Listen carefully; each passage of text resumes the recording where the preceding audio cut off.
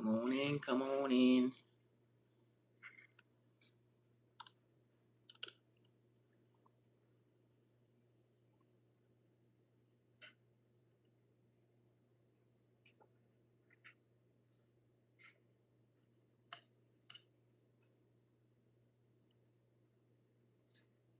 Welcome those who are watching live on YouTube, watching live on TikTok, those who are watching the replay broadcast.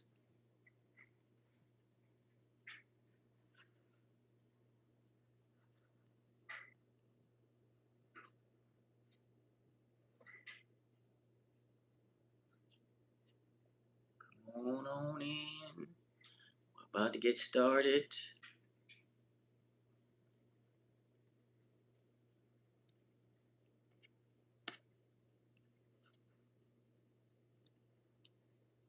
Good afternoon.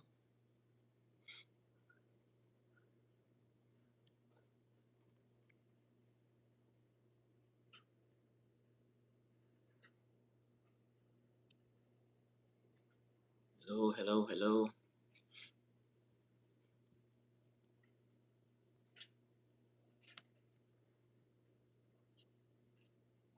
Welcome to the Glory Hour. Another Glory Hour. I know we've been going live. This is the third day that God had me to go live spontaneously. Didn't know the time, so I got the notification out to y'all as soon as I was able to.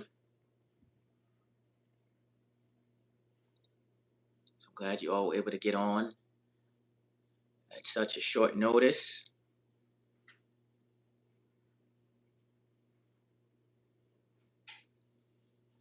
So again, as I mentioned, that today's live. As you know, God had me and Donna off the grid for 3+ years, and today He's gonna. I said some of the parts of the story throughout some of the teachings, maybe the past one of the lives. I think I touched on some of it, a little bit of what we experienced, endured, etc. But I'm going to go into a little bit more detail today. Today, it's so many details, so I'm not going to cover all the details of what happened over the past 3 years. But you're going to get a synopsis, a summary, a basic foundation of what took place, and the significance of what we had to do, why we had to do it, and the obedience that was necessary. As God's constantly reiterating, we talk about carrying the glory. It's going to require walking in obedience, being distributing the glory of God. It's going to require us walking in obedience to His will. We talked yesterday about glory speed and spiritual time travel, and how all of that goes into where we are now when it pertains to God's glory hitting the earth, God's glory filling the earth.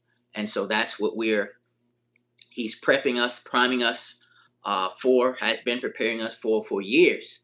But now things are picking up momentum. The momentum is picking up where in which the Lord is bringing more of His glory on the earth. And again, you play a key role, the remnant of the remnant, those who He has set aside for this time. So remind you that your life is just beginning.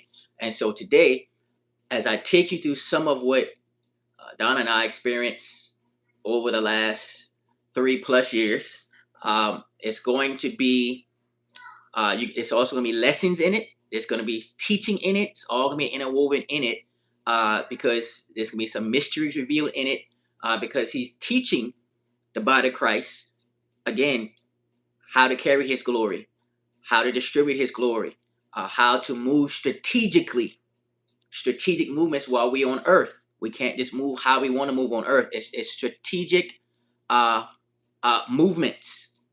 Strategic movements. God strategically moving you, as I mentioned even yesterday, using you when you don't know you're being used, time traveling you and going for ahead of yourself and realm of the spirit.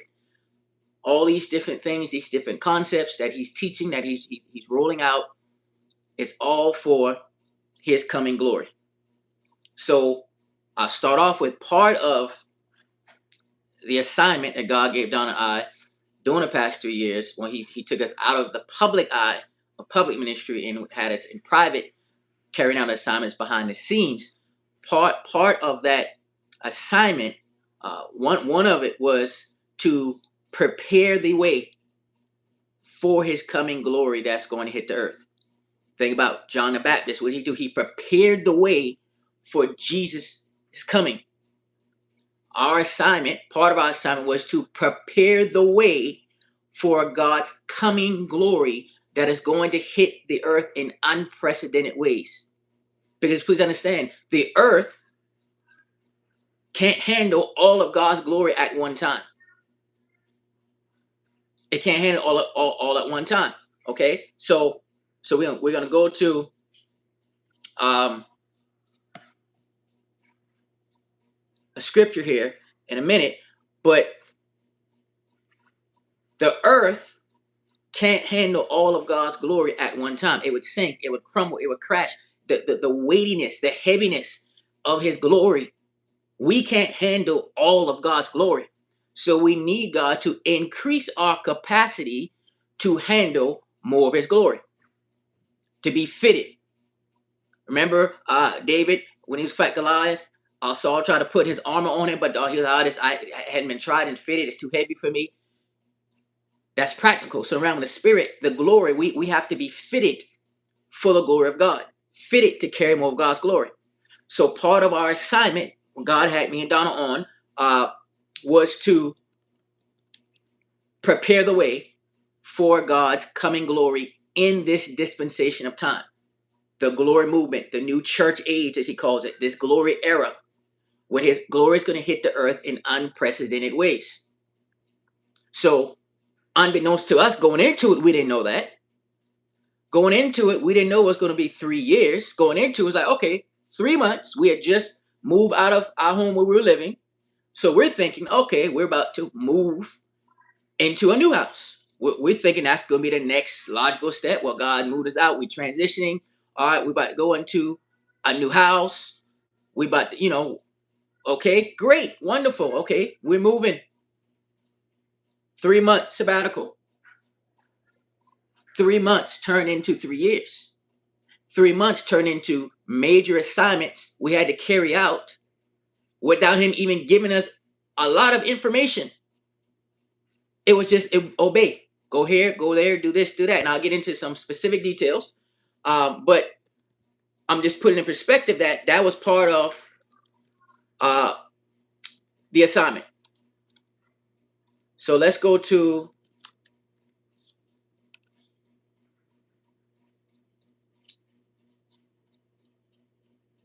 let's see, we'll start with Habakkuk 2.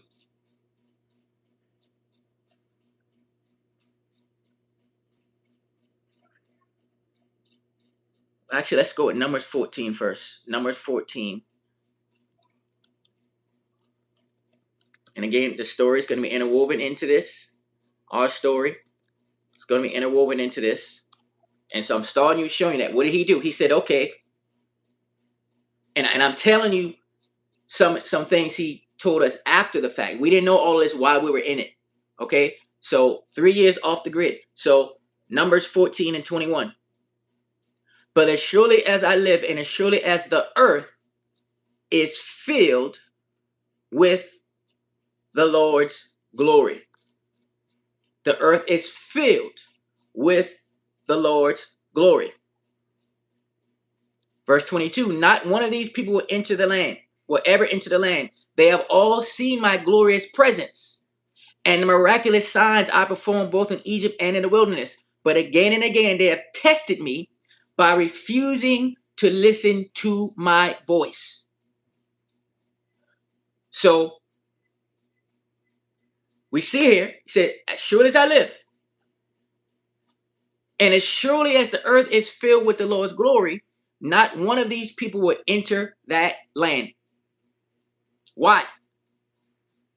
He says, they have all seen my glorious presence. So in the body of Christ, the church at large have seen God's glorious presence. So you got to have ears to hear what the Spirit is saying to the church prophetically.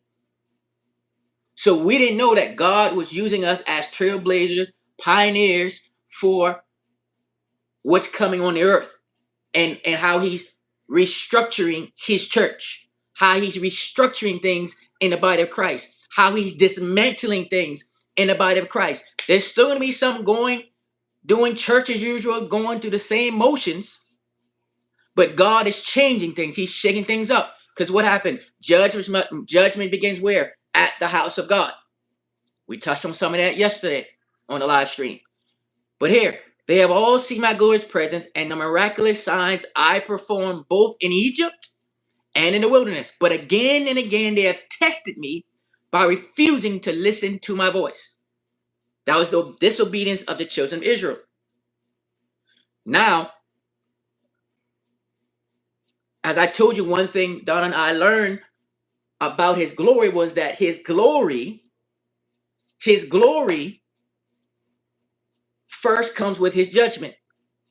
You can't have God's glory come into a place before his judgment comes, because he has to clean house. His glory cannot dwell with his contamination. His glory cannot dwell with his mess. His glory cannot dwell with his confusion. So first he has to clean some things up, move some things out of the way. The earth is filled with his glory. So part of our assignment was, during the past 3 years, was to go and prepare the way for God's coming glory. Hold on to that. That's going to be key in the story. As I share some of our story, some of what we had to do during the last 3 years. So, first premise, his glory, for his glory to come, there first has to be his judgment, because his judgment comes with his glory. It comes first, because he has to clear the way.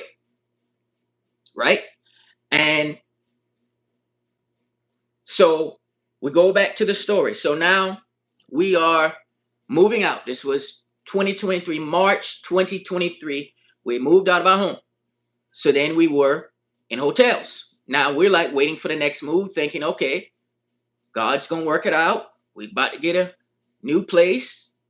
All good to go. We're just thinking, okay, our family's got to have a place, and, we're in transition. It's cool.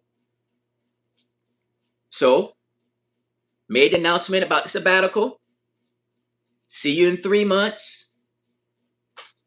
And remember, those who were there then doing the Glory Carriers prayer closet, remember, we went from 5 days a week, down to 3 days a week, down to 1 day out of the week, because the Lord says this is more than enough for you to eat off of. Just this 1 day a week. 1 day a week. What I'm releasing, 1 day a week is more than enough to feed off of, because any more than that will be too much. It'll be too much, because again, he was preparing for his glory. He was already prepping us for his coming glory. What he was releasing and the glory attached to it, through those teachings, it was 1 day a week. It came down to 1 day a week. And he kept saying, now keep in mind, I'm speaking. So it was now he said 3 months. Now catch this now. I'm teaching you time again. He said 3 months. Catch the revelation now. He said 3 months you're going on sabbatical. It turned into a physical 3 years for us. But for God, it was only 3 months. You got to catch that. I spoke out of my mouth 3 months. It turned into a physical 3 years, but on God's calendar, on God's timeline, it was only 3 months. A day with the Lord is as 1,000. 1,000 is as a day. Now, did it feel like 3 months? No, not even a little bit. It felt like more than 3 years. As much as we had to endure, as much as we had to face, as much as we had to overcome and conquer. But to God, it was 3 months. So when I spoke 3 months, it was 3 months to God. But for us, it was 3 physical years. Watch this now. Remember, I already taught on a couple of lives ago about how God was unfreezing time. Again, we're in glory hour. And during glory hour, again, it's an open portal of heaven. That's open upon us during glory hour, because again, he's trying to spoon feed the body of Christ pieces of his glory. He's trying to spoon feed it to us, because we can't handle but so much. But he was enlarging our capacity for it. And please understand, that's why this message, this glory movement is going to go all across the globe, because there's a lot of counterfeits that came before the real thing. God secluded us for a season. He kept us hidden to a small audience for a season because it was not time for the glory movement yet. That's why God kept reiterating to us, to you, your life is just beginning. This was over 3 years ago. He kept on saying, your life is just beginning. Your life is just beginning. Your life is just beginning. And here God is now bringing us back after 3 years. He said, look, I'm unfreezing certain areas of time, not knowing that 3 years was only 3 months to God. We walked the physical 3 years, but really he had froze time till really it's only been 3 months. So you were looking at me, seeing, knowing I was gone for 3+ years. But really I was only gone for 3 months. You got to catch this revelation of time. This revelation of time. Yesterday we talked about glory speed, how glory speed operates. How glory speed operates. So again, 3 years, but it was really 3 months. On God's calendar, it's 3 months. He froze time. 3 years physically went by to our physical eyes, but to God, it's only been 3 months. That this is important to catch. Because remember, there's some things that he spoke, and it looked like that time passed, but he actually just froze it. You didn't lose 3 years. You didn't miss out on 3 years. It's only been 3 months. Since March 17th of 2023. March 17th was when we moved out of the house. The live actually was a little before that, I think. The last live, before I made the announcement, I did a live when I made the announcement about the 3 months.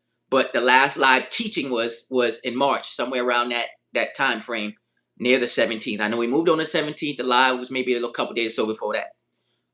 But hear me clearly. It's only been 3 months for you.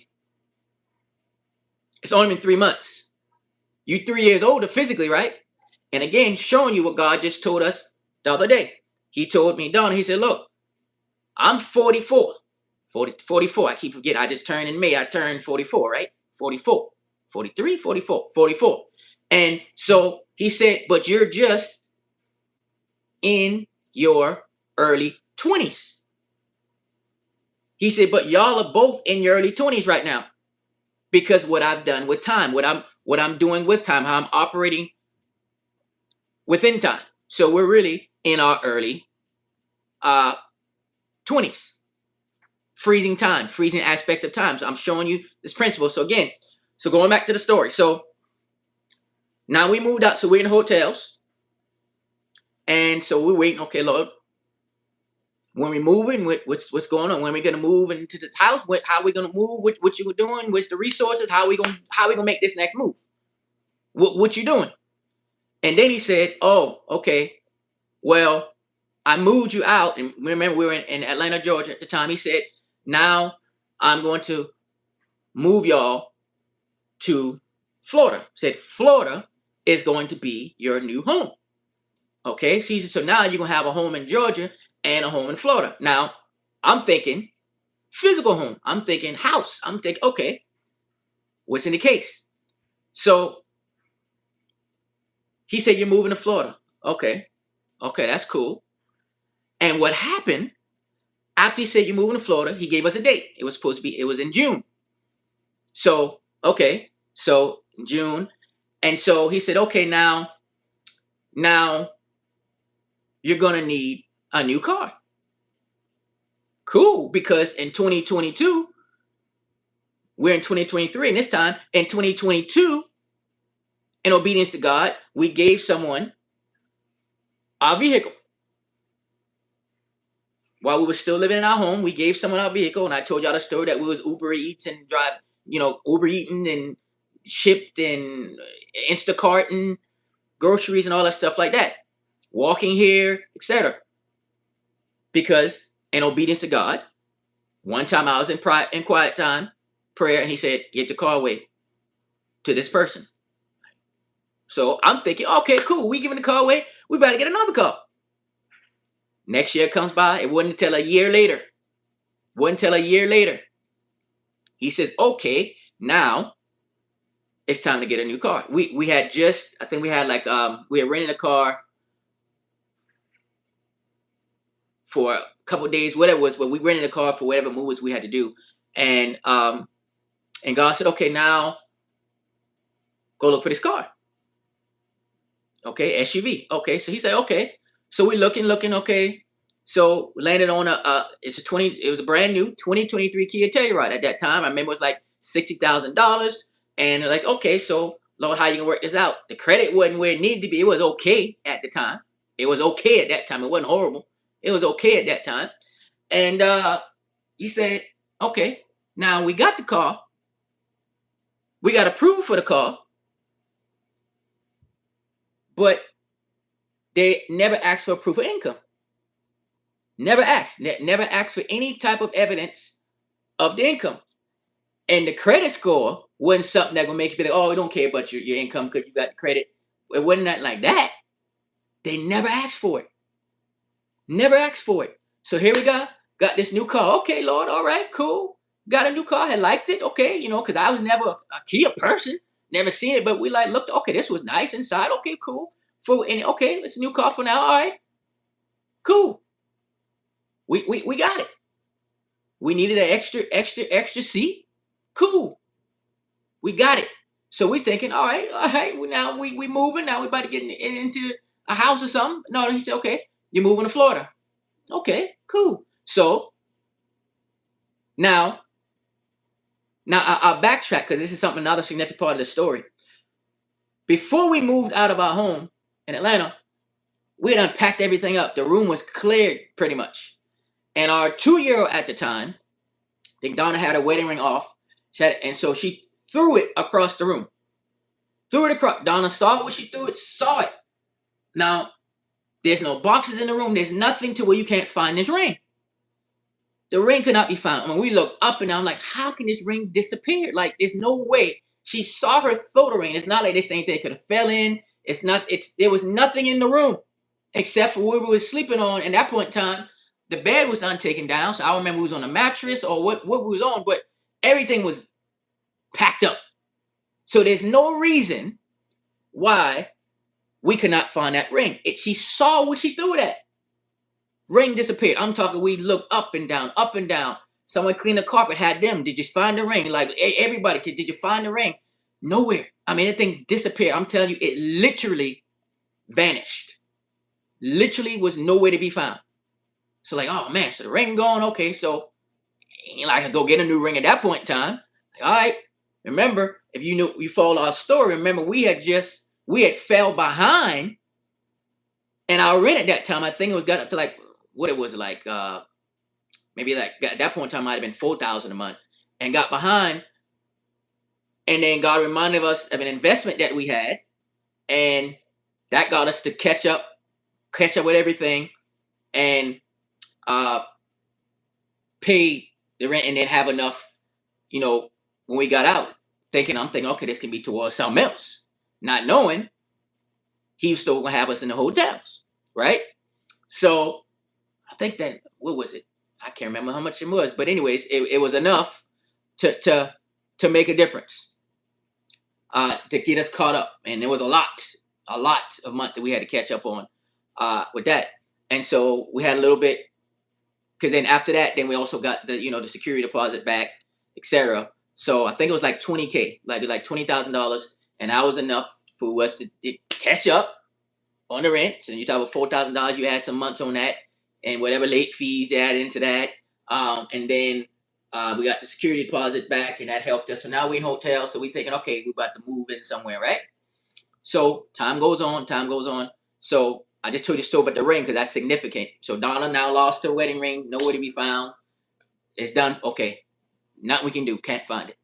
So now we're out in hotels. We done moved out. I already made the announcement to everyone. 3 months sabbatical. We're gonna be off for 3 months. See you in 3 months. Right? All right. So now God said Florida. He told us it was June we'll be moving to Florida, and it actually ended up, he bumped it up. He said, okay, instead of June, it's gonna be May 24th. It was a day after my birthday. My birthday's May 23rd. It was May 24th. He said, now this is the date that you're gonna move. So I remember we were at the hotel. We worked out, got it, and he said, "Okay, you're moving to West Palm Beach, Florida." Okay, so these details are important to understand. He said, "You're moving to West Palm Beach, Florida. This is where you're going to." Okay, so we already booked the hotel for where we're going. We already had booked the flight for where we're going, and then we had the car being shipped to West Palm Beach, Florida. Cool, wonderful. So we get there. No, first of all, before we get, let's talk about how we got there. Because by the time we got there, money had already done got low. So it's like, all right, well, so now we're to the point of how we gonna get there. So let's start there. How we gonna get, Lord? You telling us we going there, but how is we going to get there? All right. So we didn't know how we are gonna get there. So we believed God. We obeyed what He said, and then He used someone to bless us with $10,000 for the move. And God had showed me prior to this conversation. He said, they're going to ask you, what do you need? I was literally in the bathroom, in the hotel. In the hotel, I remember it was in the hotel, in the like the large area. I was washing my hands. I was about to go outside for this call because I was taking a call. I think maybe I did it into the lobby. I went to the car. And I'm gonna go take the call. And he said, they're gonna ask you, what do you need? It was already a scheduled meeting. And they said, they're gonna ask you what you need. And he said it's Sully, and I was like, okay, like I'm not thinking anything about the move like that. And then literally the call's about to end, and I almost forgot about it. I almost forgot about it. I'm like, okay. Then they literally said, so what is it that you need? And I started giving the churchy answer. Well, what the Lord's just, just whatever churchy answer I was about to say, like, we just, it wouldn't. I said, okay. Then God caught me. So I said, well, let me give you the churchy answer. Nobody knows this right now. We're about to move to Florida, and we don't really have all the resources on how we're gonna get there. So this was before we knew we were going there, but we didn't know how we was gonna get there yet.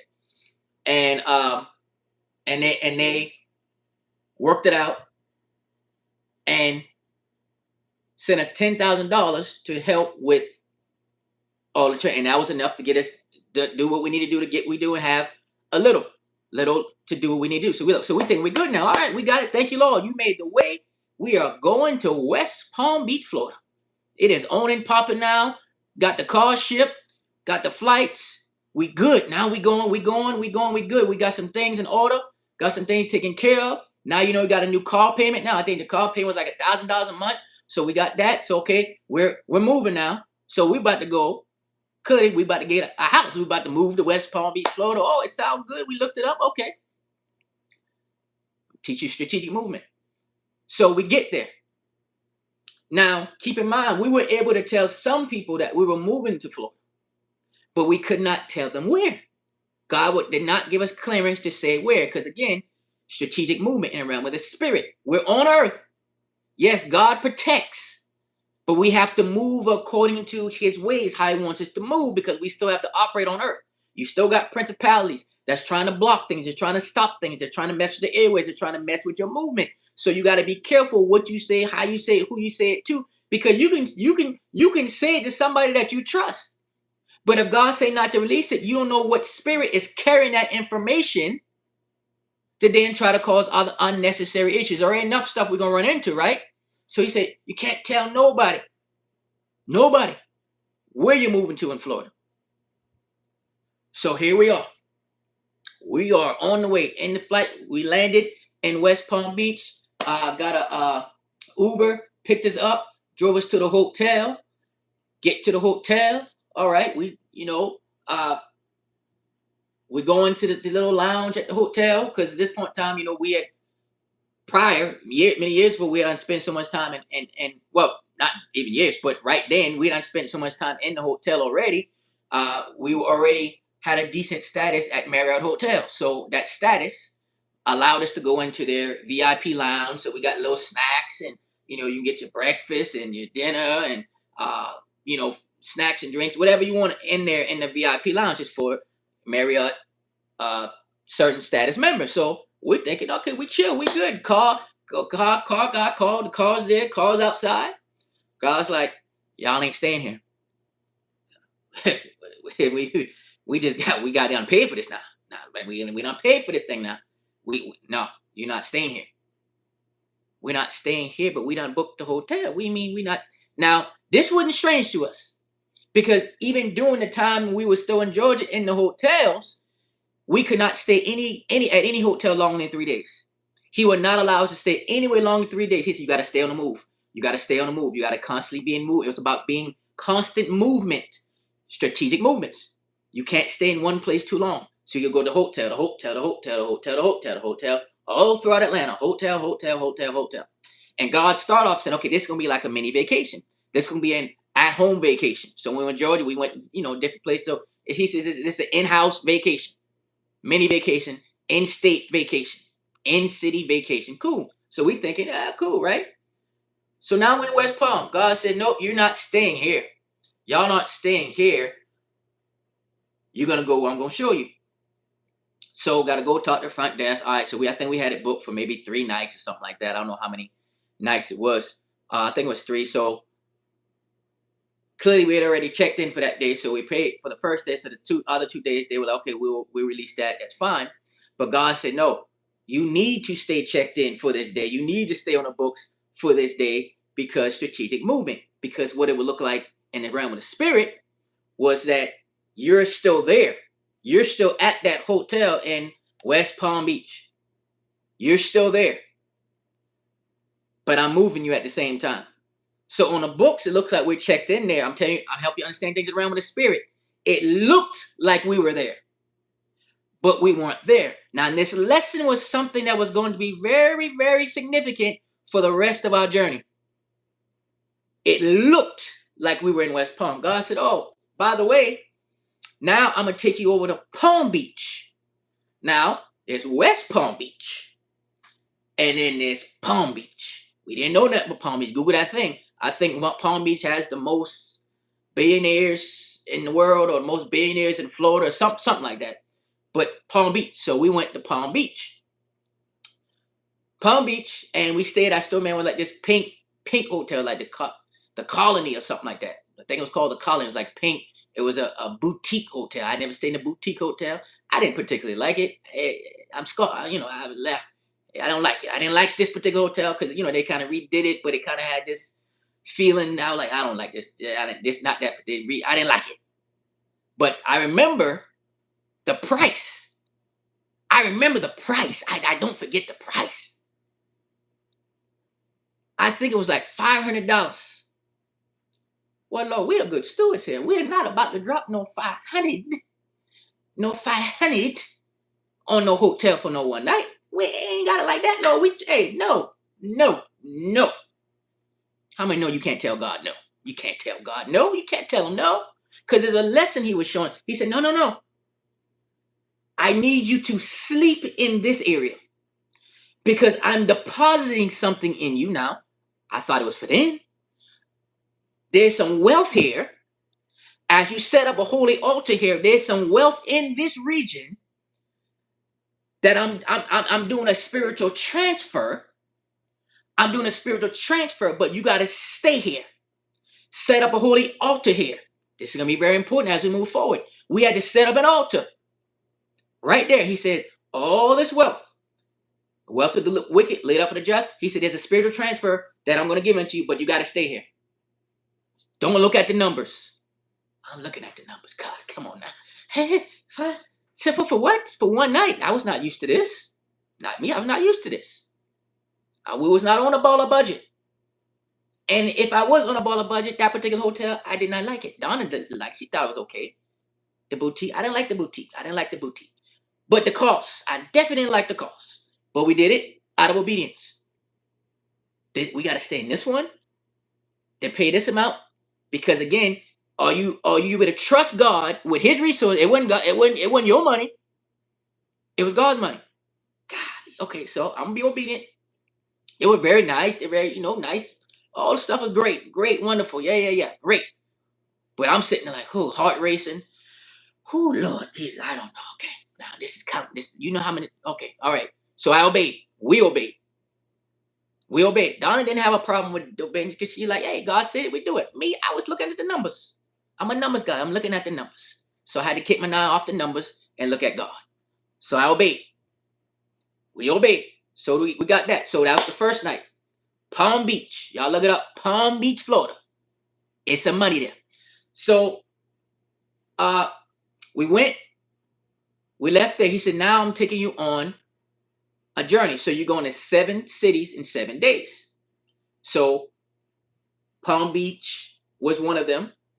And then he took us to several other cities where it was, I don't know the order of it all, but you know, it was Miami, Naples, Florida, Sarasota, Florida, Tampa, Florida, Orlando, Florida. So I think that's 7 somewhere there. So it was 7. So now, think about this. We're thinking West Palm Beach is home. You said we moving to Florida. We're moving to West Palm Beach. Well, yeah, we did move for a day. We moved for a day. He said, yeah, no, that ain't it. It's a switch up. Now remember, he had us to stay checked in at that one hotel in West Palm Beach. Then we went to Palm Beach. So now, he said, now I'm moving you. Now remember, we didn't know at this point in time that this car, he was turning into a holy altar. Right? So every place he took us, we had to set up holy altars. We had to set up holy altars. Okay? Remember, part of the assignment we didn't know yet was that we're going to these different places to prepare the way for his coming glory. All right? So here we are. We are going to all these different other places. Like I said, at Palm Beach, Sarasota, Miami, Naples, Tampa, Orlando. So yeah, so I guess West Palm Beach was the first. So 7 cities in 7 days. Yeah, because West Palm Beach we got there, and the next day was Palm Beach. So 7. So we're going. Now keep in mind, I'm not one who likes driving distances. I don't like driving, but boy, did that. Hey, he gave me the strength and the grace to do it because we drove a lot. So that's the 7 days. So every day we go to one city, stop, stay overnight, go. Now we're in Sarasota. I remember the Sarasota hotel because I remember they had a little lake in the back and you could see little alligators hanging out. They said, you know, there's alligators. They said alligators hang out down there, whatnot, and so you can go and watch and look at them, whatever. And so, remember I had to wash clothes, took the kids with me. And remember, we're traveling now. We had a 1-year-old, 3-year-old, and a 13-year-old when we moved out of Atlanta. A 1-year-old, 3-year-old, and 13-year-old. So this is who we're traveling with, right? So we go to Sarasota. This is one of the stops, right? I went to wash clothes, took the kids out with me to do something. Donna was packing a suitcase. She was packing a suitcase. And on the ottoman in this hotel, on the ottoman, can y'all believe what was on this ottoman? Her missing wedding ring. The wedding ring that our 1-year-old at the time, or 2-year-old at the time, who was now 3, threw the ring across the room. We couldn't find it. Where's the ring? Where's the ring? Where's the ring? Where's the ring? Where's this ring? There's no way we can't find this ring. There's nothing that could have fell and it should be right over here. It appeared sitting there glistening on the ottoman. There's no way. There's no way this ring was with us. There's no way it fell in something and came out. It was sitting on the ottoman, shining, just glistening like an angel literally came and brought that ring back and set it on that ottoman. We thought that ring was lost. This has been a good amount of time that I'm passed by now. It's been months. It was nowhere with us. Our other stuff was in storage. All of our stuff out of our house was in storage. We just had some suitcases. And there was nowhere in the suitcase. We done looked so there's no way. An angel literally brought that ring and set it on that ottoman. She just happened to look up, across the room, and it's sitting there. And it's sitting there. Now the ring resurfaced. God brought that ring back. And she knew it was her ring. She knew exactly. It was her ring. She knows her ring. So thank you, God, for restoring that. Because we thought that was an L. We took that L. That's okay. It's gone. The ring is gone. And God brought the ring back some months later in Florida. Now, keep in mind, we know Florida's home, but now we're like, all right, Lord, where's home? So he took us to Orlando. He said, okay, this is one of your homes. So we was on Orlando for a couple months. And I didn't like Orlando. I liked the scenic part, when you go toward like the theme parks, Universal Boulevard and that area. Dr. Phillips is nice.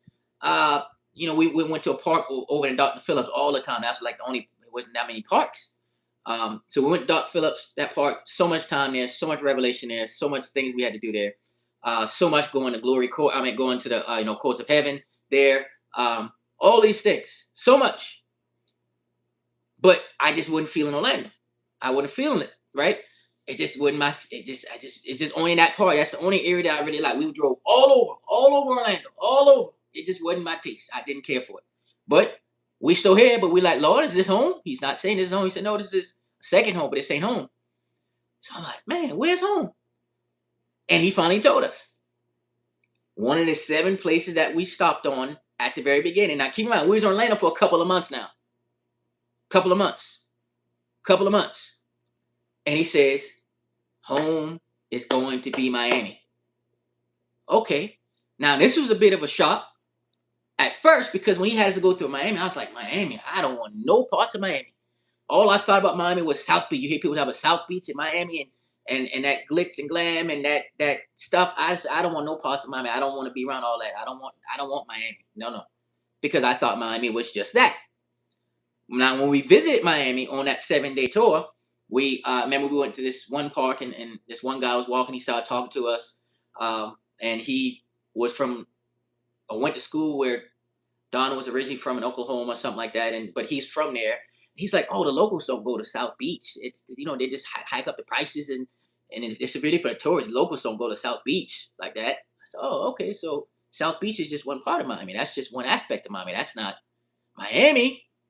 Didn't know that. Didn't know. Just what you know on TV. You just know about what you see, what you hear. So I'm thinking South Beach, Miami. I don't want Miami, right? But no, Miami's way bigger. So much more Miami. So much more. And so, so he said Miami. So I still remember opening the blinds at the hotel. Open the window and be like, good, something like, hello world, or good afternoon today. So I was so happy. We was going out of Orlando. I was so happy. Now, Orlando did become a second home because we spent a lot of time in Orlando. So we were on the way to Miami. So now I'm excited. Oh, we going to Miami. So now it's sounding good to me. Miami is sounding great now because I was happy to be out of Orlando. Woo, we going to Miami. MIA, all right. And now we had a little taste of it. So it wasn't so much of what I thought it was, right? So, okay, that's cool. There's other parts of Miami. There's the Grove, you know what I'm saying? Coconut Grove.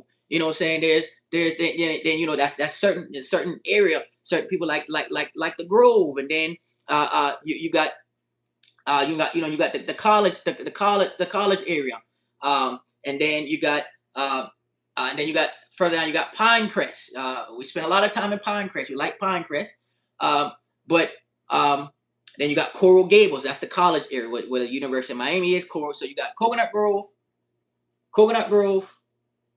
Coral Gables, and then you got Pinecrest. So that was kind of our radius, as far as it went. And Miami is deep, so it goes far. You can go way down to Homestead. That's more like the country part. Went to Homestead, didn't really like Homestead like that. But Pinecrest, Coral Gables, Coconut Grove. That's what he. Oh, and Brickell. That's downtown. So we spent a lot of time in Brickell too. Stayed in there a lot in Brickell, hotels in Brickell. So those were the areas that we spent a lot of time in Miami. So remember now, we get to Miami, and so we're thinking, all right, we home now. So what's this looking like? We home now.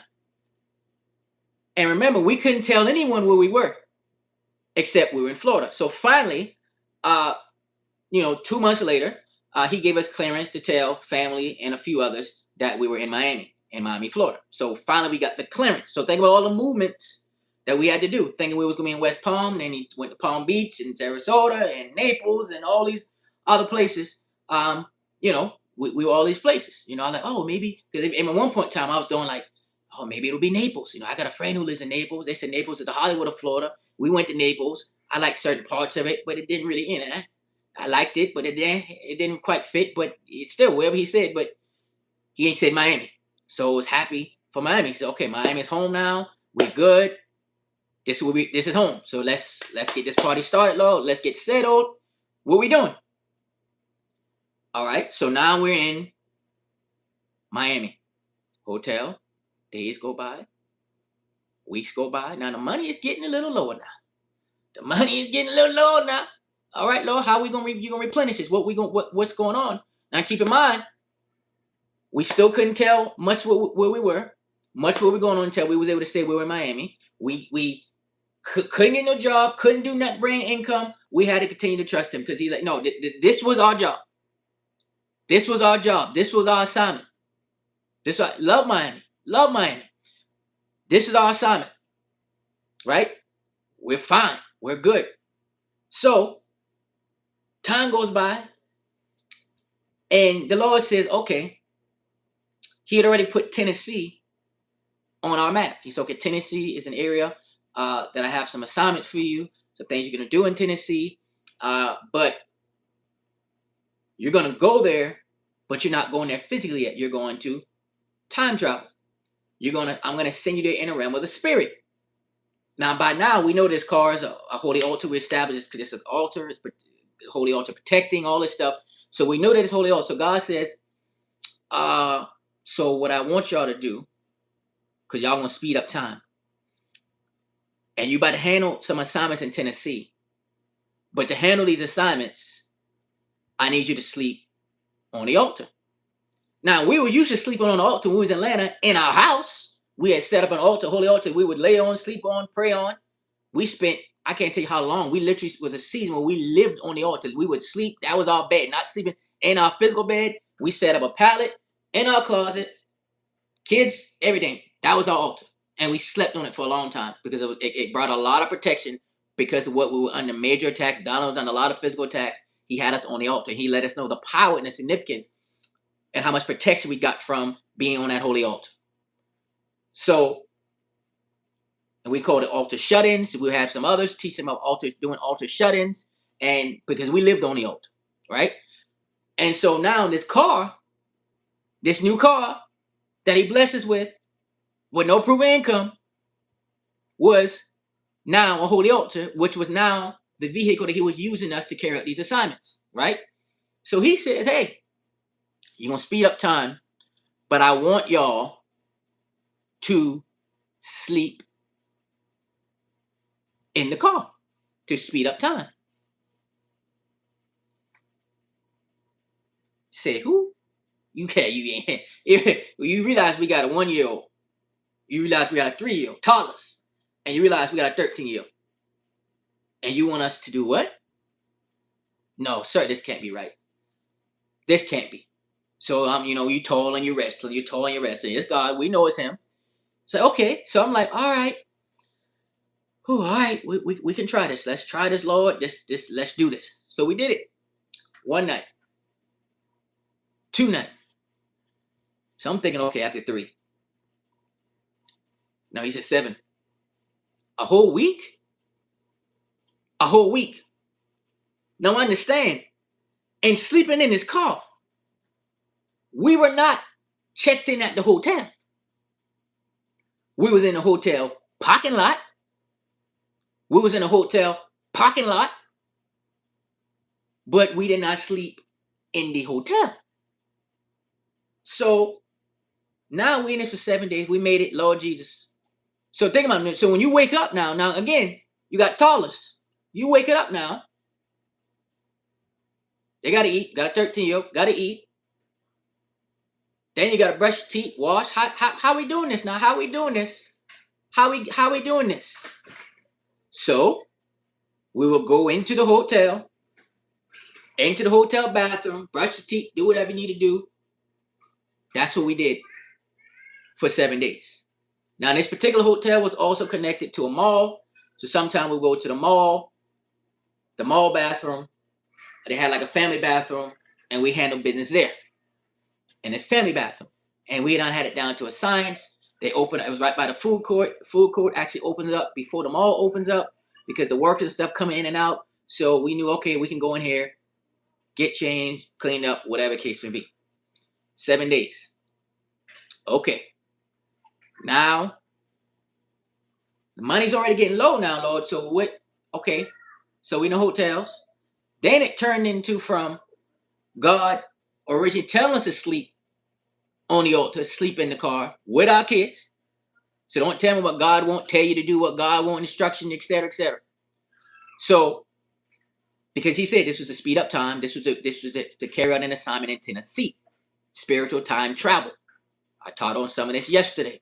So we're now time travel, handling business in Tennessee without physically being there. Okay, cool. We complete that. So now we're in this uncomfortable situation. But now it coincides with now the money getting low. So then now the enemy was coming in, trying to dry up the finances now. And then they use what God had us to do to then now try to put us into what God was calling a gridlock. Now we feel stuck. It's like ain't nothing. I'm talking dry. I'm talking stuck. I mean stuck. Like what is going on now? What is happening? So now the warfare is picking up because we done came on territory. We done set up holy altars, preparing the way for the glory. Now you dealing with principalities now. The ruling spirits over this region. No. So they was trying to get us out. But we stood our ground. We're not moving. We're not going till God said to go. So God eventually, he wouldn't.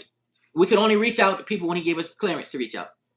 He said, okay, you can reach out to somebody. So we got a friend gave us some money so we could have gas and food to go to South Carolina, because South Carolina was one of the other places that was on the grid that we was cut. And so it was at my parents' house in South Carolina.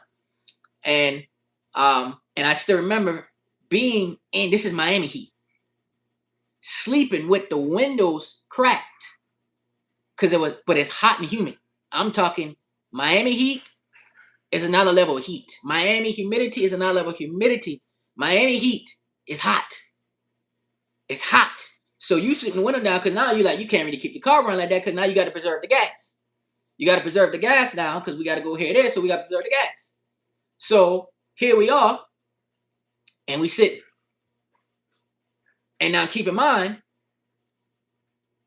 kids, the little ones, sleeping on Donna. Think about how hot it was. So now you got body heat on top of the heat. I'm sitting there in the front with the seat back, trying to, and then you then they know this stuff was real. I guess when your foot be in a certain position for too long, or your leg, because we been sleeping in the car, your foot starts swelling up. Like, what in the world's got my feet? What is this? Lord Jesus, what? I'm happy. I never seen this before. I don't know if the blood flow. I guess because the foot it hadn't been up. It wouldn't have been up. It's been just down the whole time. So for days, weeks. So now you see little foot swelling. Lord have mercy. What is this? I never seen like this before. Then your foot tingly, all this stuff. So we got to adjust to these adjustments. The kids maneuvered. One on Donna, one we got a little pallet, set it up down on the floor. Oldest, sometime was, I think it was in the front seat.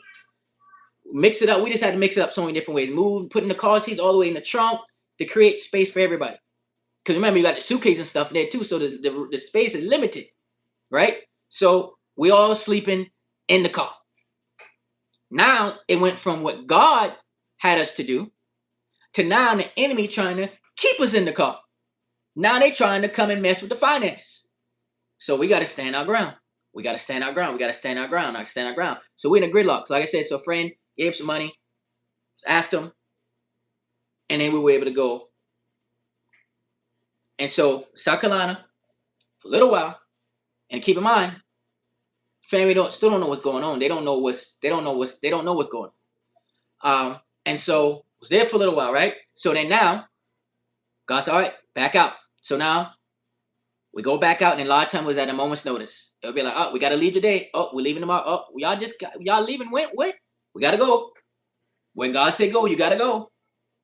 Not them not knowing what we dealing with, what assignments we on. I said, well, we on assignment. God sent us an assignment. We got to go, and we couldn't say where we were going. Sometime we left. We weren't going back to Miami. We was going to North Carolina, or we were going to Tennessee.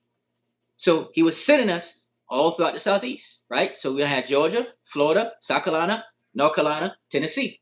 So that was our main traveling radius, right?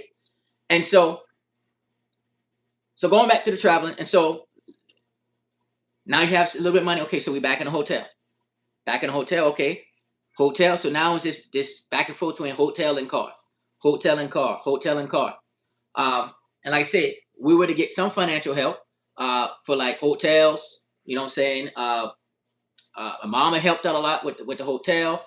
Some other family, different things, money, different family for money for hotels, etc. When we was running low, he said, okay, you can ask now. You can ask this. You can ask for this. You can ask for this. But of course, being out this long, it builds up. It's too much financially. I mean, and God was sending different people, different things. And okay, well, now we got enough to do this. We got enough for this. And okay, so keep in mind, we still got to carry out these assignments. And do you know how many times we had to sit in the car? God was like, all right, go here, go to this place. And I remember sitting in gas station parking lots on E. Lord, how you gonna do this? Because you tell us to go here. We can't go there if you don't provide the money. How are we gonna go? How are we gonna go? We sitting in the parking lot. It's getting dark. Sitting in the parking lot. You say it's time to go from here. We're sitting. We can't go no further. Sitting in the gas station parking lot. Something work out. Okay, get gas. Sometimes we had to overdraft the account. Overdraw the account just to get gas to go on a destination. Lord, this ain't making no sense. You supposed to provide for us to do this. This the warfare aspect. So now we sitting there carrying out these assignments and overdrafting the account and get some gas just to go to the next destination? For what? Why? Why, God? Overdrafting and overdrafting, overdraft on top of overdrafting till you can't overdraft no more?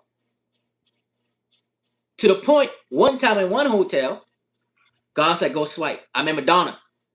Donna said, and I said, the counter rating is negative. It's not going to work. I know this card. It's not going to work. She's like, God said, go swipe. And matter of fact, and God was even building up the prophetic and our son because one time, so this happened 2 different times. So one time, Donna's like, all right, God said swipe. I'm like, boy, I'm nervous because think about the embarrassment. You go up there and they swipe that card and they say, oh, it's declined. And that happened before. We swiped and declined. So she said, go ahead. God said, do it. I said, all right. I'm going to be obedient. Went in, swiped that thing. And you know, look for that thing. That they went through. It said approved. Woo, Lord Jesus, signed a little signature. I came back out. I told her, I said, approved. It was for one night. I said, it's approved. She said, oh my God. I said, Donna, I said, don't let nobody, and I got this running joke. Don't let nobody tell you don't hear from God. Not even me. You know, that was always our running joke. Because there was some tight things, the words I didn't like, some things, but I know she heard from God. I didn't want to do it. I didn't like it. It was uncomfortable. I didn't want to have to do it. But again, obedience. And so it swiped. And I remember she was happy. Our son was happy. Excited. All right, we going in the hotel tonight. We going in the hotel tonight. And I mean, it was another time. And that particular hotel, I think, was in North Carolina. And another hotel, can't remember what it was, but it was another one was in, North Carolina as well, I believe. Yeah, it was 2 different parts of North Carolina. But, and our son, God did it with him. He said, go swipe. Swipe. It worked by the grace of God. Because that card, I know that card. I know the limit. It ain't going to do it. And it did it. Hey, we got to deal with the aftermath of how it's going to get paid out. It's going to come. But I'm being obedient. This is warfare at this point in time. This is, okay, we know we're winning, but it's brutal. Because now we're breaking territory. We're breaking ground. We're breaking ground for his coming glory. We're breaking ground for his coming glory. Now, keep in mind, we're understanding this a little more, but it's about to get deeper. It gets wilder. So now we're in the hotels. We're good. So we're good. We're happy. Now, let me tell y'all the significance of how crazy this is. Remember, we were Marriott, right? We stayed at Marriott hotels. And now some hotels you go to, I would rather have slept in the car. At some hotels, it advertised as the top one. You go to certain cities, like, man, I don't know what this is, but man, I would be in the car for this right here. So we had a couple of them bad experiences. Like, man, this is not what it looked like. This is not what the picture said. Lord Jesus, this is not it.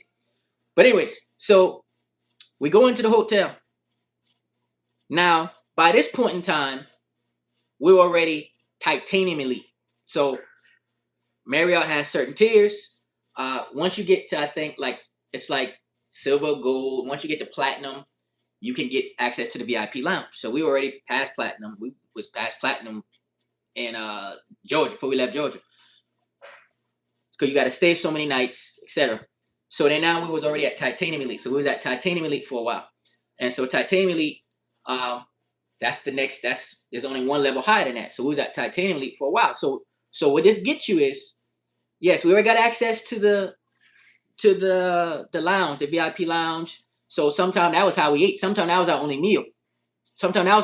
Because when we talking about food, it was scarce. Sometimes we didn't eat so the kids could eat. Bread, ration. I don't want no dry noodles. I don't want no noodles.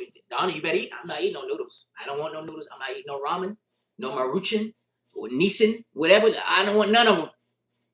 None of them. I don't like the noodles. So the kids eat the noodles. They like the noodles. So they're going into the hotel, heating it up in the hotel, whatnot. And advantage is, this one particular hotel we stayed to, we had the key, and they started, I guess, like the door would lock at a certain time, even during the day. But we still had the key for when we checked out, and the key still let you get in through the lobby. And we was able to go and still wash up and brush our teeth and all that stuff. So these are things that, hey, strategically, the Lord worked that thing out. You know what I'm saying? The Lord worked that thing out. And so we're doing that. So that's how we was washing up and stuff like that. And so going back to the hotel. So we get in these hotels, especially the Marriott hotel. You know, they have different brands of Marriott, but any full-scale Marriott hotel, Marriott, or any of their upper tier hotels, usually they have suites. Now in the hotel I'll talk about that we stayed to in Miami a lot, that we were sleeping in the parking lot, that was connected to the mall. That was in Pinecrest. That was the Dadeland Mall. So y'all can look this up. It's the AC Hotel Dadeland. When I say we lived at that parking lot, because they got like a parking garage and the hotel's right there connected to the mall. And there's a lot of people coming there because they got some expensive stores in there too. And so we were sleeping in that parking lot. And I still remember this lady came to, who was in the car, and you're trying to be discreet, thinking nobody see.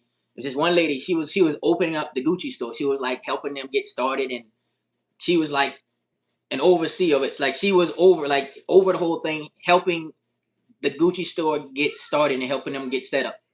And so, she had money. So she's like, you okay? You need anything? Need any water? Need anything? And it was like, radar. First you thinking, I was like, man, she opened a Gucci store. Lord, this could be an avenue. You might be using her to help us in this situation, like etc. And time went on, and God was like, nah. And she was big time because she could put a little cone in the parking space, and nobody could park there. She parked there, and then this is by the hotel connected to the mall. And so she did what she wanted. And so she'd seen us a couple times. So she looking, I'm looking. And I said, yeah, everything's fine. Everything's great. Fine. Thank you. Y'all need, and she came out with some guy one time. You need any water or anything? No, we're fine. Thank you. We're good. And God was like, yeah, she's that's a witch. And please know that she's on assignment, and she's trying to get some information. She's trying to get a little access. So like, okay, this ain't that new. Now, then God proceeds to be like, but they messing with the wrong one. They see, cause now we're setting up the glory. You're setting up the glory. You're dealing with the glory now. It's a whole different level. Say she ain't coming back. She was done in an accident. She gone. You thinking you hearing stuff? You don't be like, nah, that ain't what it is. Certainly, when I tell you that lady never came back, And she was there every day. Like, we knew her car, we knew her cone. She never came back, never returned. So now you're like, oh my goodness, what is going on here, Lord? I know we said by fire, by force, but this is a little different here now, because He's giving you in advance what done happened. I said, what kind of assignment was she on then? What was she trying to do? Because God done let witches and warlocks get close to us many times, and they were still doing all right. So this was a little different now. Okay. So we like, all right, this is a little wild now, Lord. You wilding out here now, because they're dropping their body bags is their portion. I see, but you just thinking, I'm thinking, well, this might be somebody who would help us get out of the situation. You're like, no, let me show you what's actually going on. Then the Gucci store is up, is running well there, but she ain't there. So anyway, so the glory hit different this time. So, and I'm telling you these stories that the timeline of it all is not in exact order, but I'm just giving it as it comes to me. So she never returned. So now I'm going back to the hotels. So now we're Titanium Elite and Marriott. Look it up, the status. You'll see what Titanium Elite does at Marriott. So now we had access to, we can upgrade.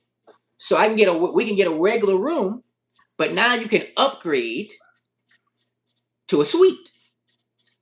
Now, when I say to a suite, we're talking about Marriott hotels. We talk about some of their upper tier, their premium hotels. You know what I'm saying? The 5-star ones. Suite ain't just a suite. We're talking their hospitality suite, their presidential suite, big, nice. So there's times we came from sleeping in a car. Yeah, do you have any upgrades available? Let's check. Let me check. Yes, Mr. Green, we do have an upgrade. You know what I'm saying? We got you in our presidential suite. We get there, and a lot of time I tricked them, the kids, or Donna be like, oh man, I guess, they only had so many suites available. You know how it is. Get to the room, they be like, oh my God. I got videos for all of them, so many different times. And I'm talking presidential suites. Big, massive. So you go from sleeping in a car to now in a presidential suite, a hospitality suite, whatever. Every hotel is different how they have it. Some have several suites, some only have one, but it worked out many times that we were able to get. So you talk from sleeping in the car to now you in a whole suite. And these people, in some of the hotels we traveled to so many times, they knew us, especially in Orlando, they knew us. And we only stayed at the hotels God told us to stay at. Now let's make that clear. We didn't just willy-nilly, oh, let me see what the price is here. We stayed where He told us to stay. That was important, strategic movement. And we had favor. Certain hotels we go to, Miami, North Carolina, Orlando, like certain people God put in position that knew us. They're like, oh, Mr. Green, welcome back. They're thinking we just traveling, doing business. They don't know. They just thinking, they don't know the state. They just think, oh, you're back. We'll see you in a couple weeks. We'll see you. They don't know we on assignment. They don't know we're on assignment. That God is sending us to these different places. And so, of course, they're thinking we got it like that. And you know the situation. We came out many times. We came from sleeping in the car to, oh, we got enough money now. We're going to get a hotel. And thank the Lord that we even had a discount. So most nights we could pay, like, including incidentals, like $200 because we had a discount. I had a military discount from when I was a chaplain in the Army Reserve, so I was able to use that military discount to get some bit of it off. And then sometimes, because we stayed so much, then you get points. So some nights we got for free because we accumulated enough points, or we could get points and then put cash, so you could use some points and then pay the remainder in cash. So we did that many times. So you going in now a big suite. And one time we were in North Carolina. Because remember, I told you, once we left Georgia, we lived in Florida, lived in Miami, and lived in hotels, lived in the car. But that's where we spend the majority of our time, and that was home. So then sometimes he said, okay, go to Orlando. And Donna would test this, boy, go to Orlando. And that's like a 3.5 hour, depends on the traffic. Now you mess around with Miami traffic, 4 hours. But 3 hours, 3.5 hours. So leave Miami, go to Orlando. Leave Orlando, go to Miami. Same day round trip. That's 6 hours, 6.5 round trip. You want me to do what? Boy, I had attitude. I don't want to go back now. We just got here. I already don't like driving as is. we got to go right back. So, but you got to be obedient because again, it's strategic movement, strategic movement, strategic movement, and the timing of you got to go set something up over here, you got to go do something over here, and we're going up and down, back and forth, back and forth, back and forth, right? And so you know, went then you going up first. You're going up. You know, you using the interstate. You know what I'm saying? And then you're using the turnpike, Florida Turnpike. So going to these different, you know, I-95 and then the turnpike, etc. But you know, the turnpike. I remember many times how to use that bathroom. Now you mess around with that turnpike. That ain't no exits on there like that. You got to wait till the next rest stop, the next rest area, before you use the bathroom. And sometimes I'm sitting there drinking. Oh yeah, drink. Oh, drink. You to drink, you driving, you to drink, and you to eat. So he sent us back and forth because we were in and out of portals. We're opening portals and closing portals, opening portals and closing portals in the realm of the spirit, opening portals. So sometimes it had to be same day, opening portals. So I'm on the turnpike.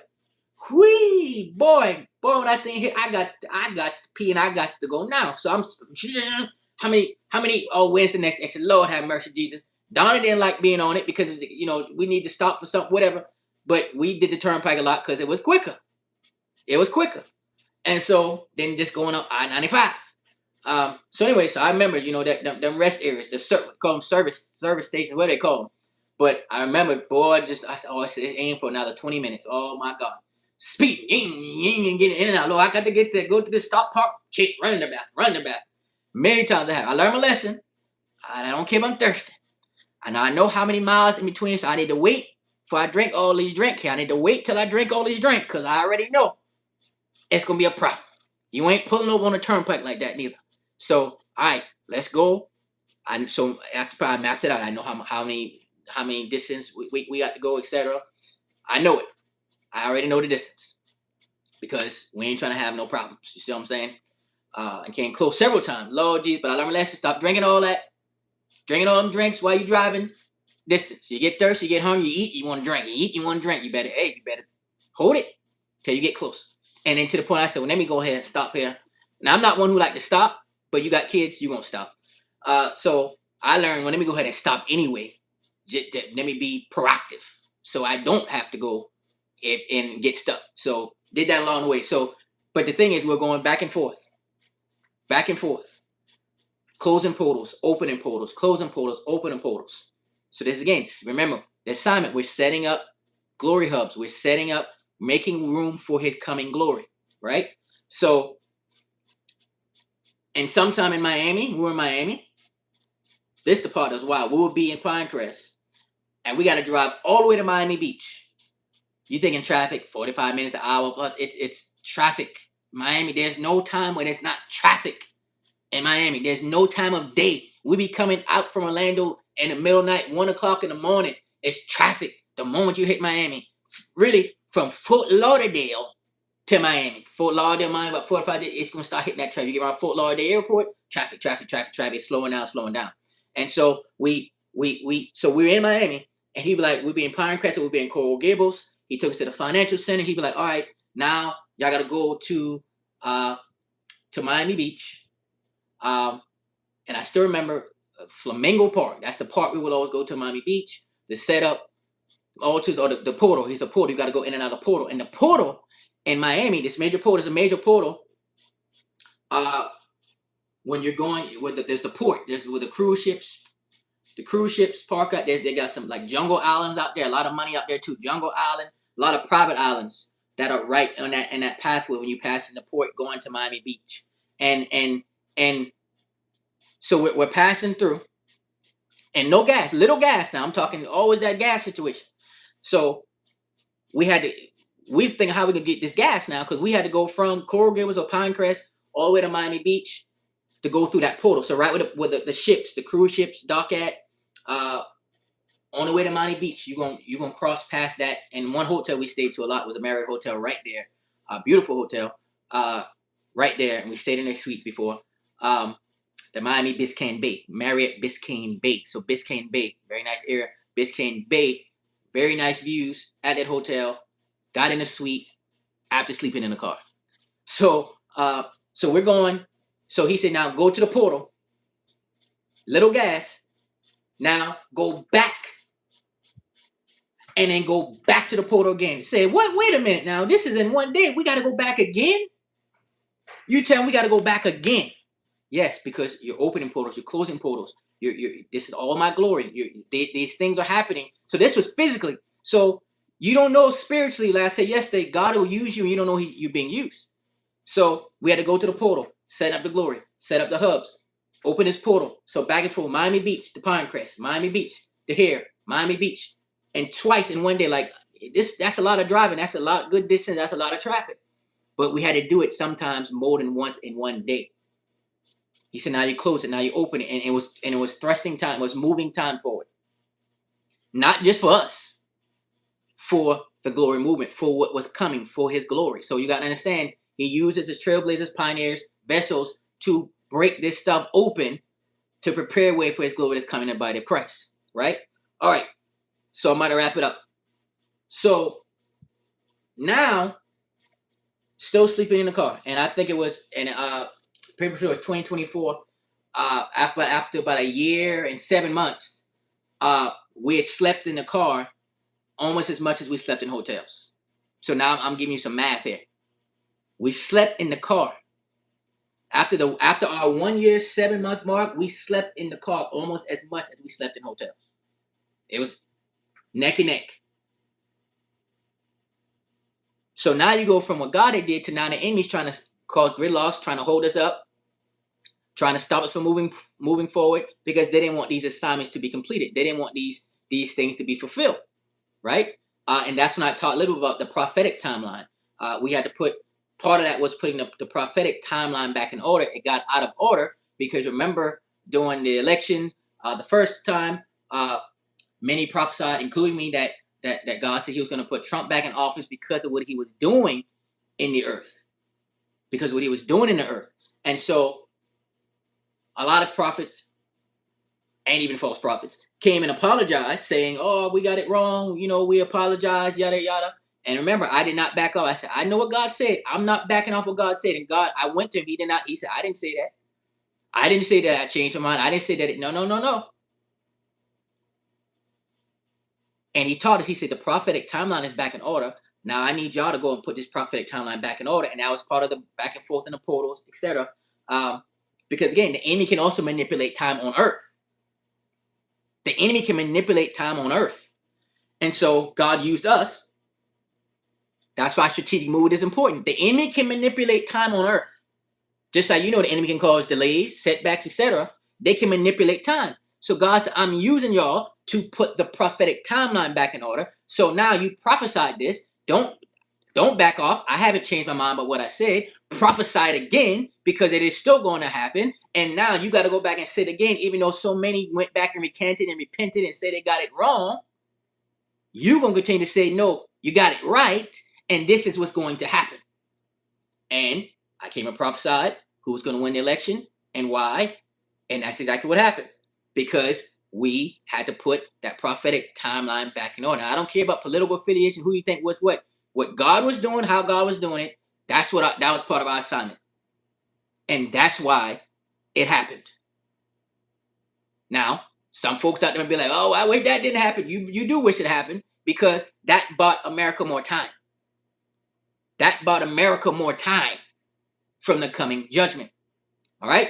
So, speeding all that up. So now, we did all that. So remember, the car payment now, $1,000 a month. Now we got behind. Now we done got behind on the car note. Okay. 3 months, 2 months, 3 months, 4 months. Now, we got some money. Maybe it was 5,000, 4,000, something like that. And let me tell you, God, I'm going to tell y'all strategic movement because remember I taught y'all strategic movement earlier about that hotel. He told us not to check out that hotel because it was going to look like we was there. He said, now here's what I want you to do. Go ahead and pay on that car note. Handle that. But there's this conference I want y'all to register for. I'm going to send you to that conference because there's something you're going to do. in the realm of the spirit. And I want to say it was $3,000 where they paid for my seat, Donna's seat, our son's seat, and the little ones was going to sit and all that, right? So he said, now I want you to register for this conference. There's a lot of witches on assignment that when they see your name, they're going to be afraid. They're going to start scrambling because they're going to see your name on this thing, wondering what y'all doing here. Why y'all coming here? What's the deal? So we registered. We're in town. The conference is coming in town where we are. The conference is coming. And God, the day before the conference, God's like, number one, first of the fact we had to pay for that, like, Lord, come on now. You know we can do with this. You want us to go to this conference? We can do some stuff with this. Now we can use this toward more hotel stays, etc., etc. He said, no. Because again, the same thing in Palm Beach. Some things that I imparted into you spiritually, I'm going to impart into you at this conference. Okay. So paid for the ticket. Look at God. Day before the conference. Registration. He said, y'all not going. See, you're playing now, God. See, you're playing with me now, God. You're playing. You just had us to pay for them tickets. Now we on top of being a good steward, Lord. Come on now. That's why I tell you obedience. You got to obey God now. Because it's not going to always make sense. He said, you're not going. You're going, but you're not going. I got it to make it look like you're going to be there. Y'all there in the spirit, I'm going to deposit some things in you, but you're not going to physically be here. The moment they brought the conference in town was the moment we left town. The moment we left the city. The moment we left the state. He said, nope, now y'all going, I think we went from there, maybe it was North Carolina, whatnot. And so he was like, nah, y'all going to be there, but you're not going to be there. Strategic movements. I'm going to make it look like you're there. I'm going to make it look like that's what your location is going to be. And in the night, I'm going to slip y'all out. And in the night, so many times he moved us in the night. He brought the children of Israel out at night, led them by a pillar of fire by night and a cloud by day. So he's like, yep, just like the hotel. He's like, I'm going to have y'all registered. Yeah, you paid your money, but there's a spiritual deposit that's going to come from the wealth that's going to be released here. I'm going to release it, but I'm going to impart it into you, but you're not going to physically go there. Okay. As they were coming in town for the conference, we were leaving town for the conference. We were out. We were gone in the night. But we had already set up shop there. We had already set up shop in this location before the people who was putting on the conference even knew they was having a conference. We were there before they even came. Because God already sent us ahead of them. Are you tracking? God has already sent us ahead of them. On assignment.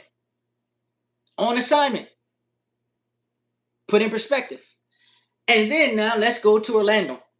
Because that's our second home. Because we spend so much time there. So much time in hotels. So much time in hotels.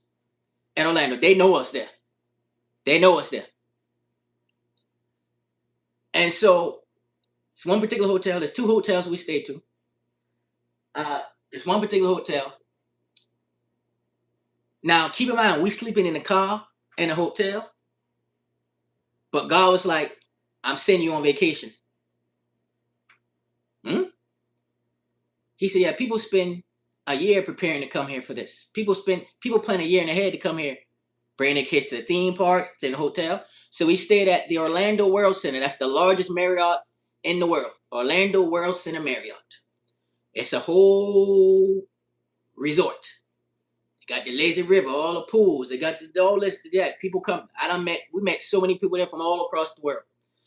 And so we sit now. We didn't meet so many times. And again, getting the suites, all the top suites over and over. Till one point in time, we got suites several nights in a row, like back to back. You only supposed to get a suite one night for free. I'm talking thousands of dollars for one night. It's how much it would cost for these suites. Thousands of dollars, especially peak season.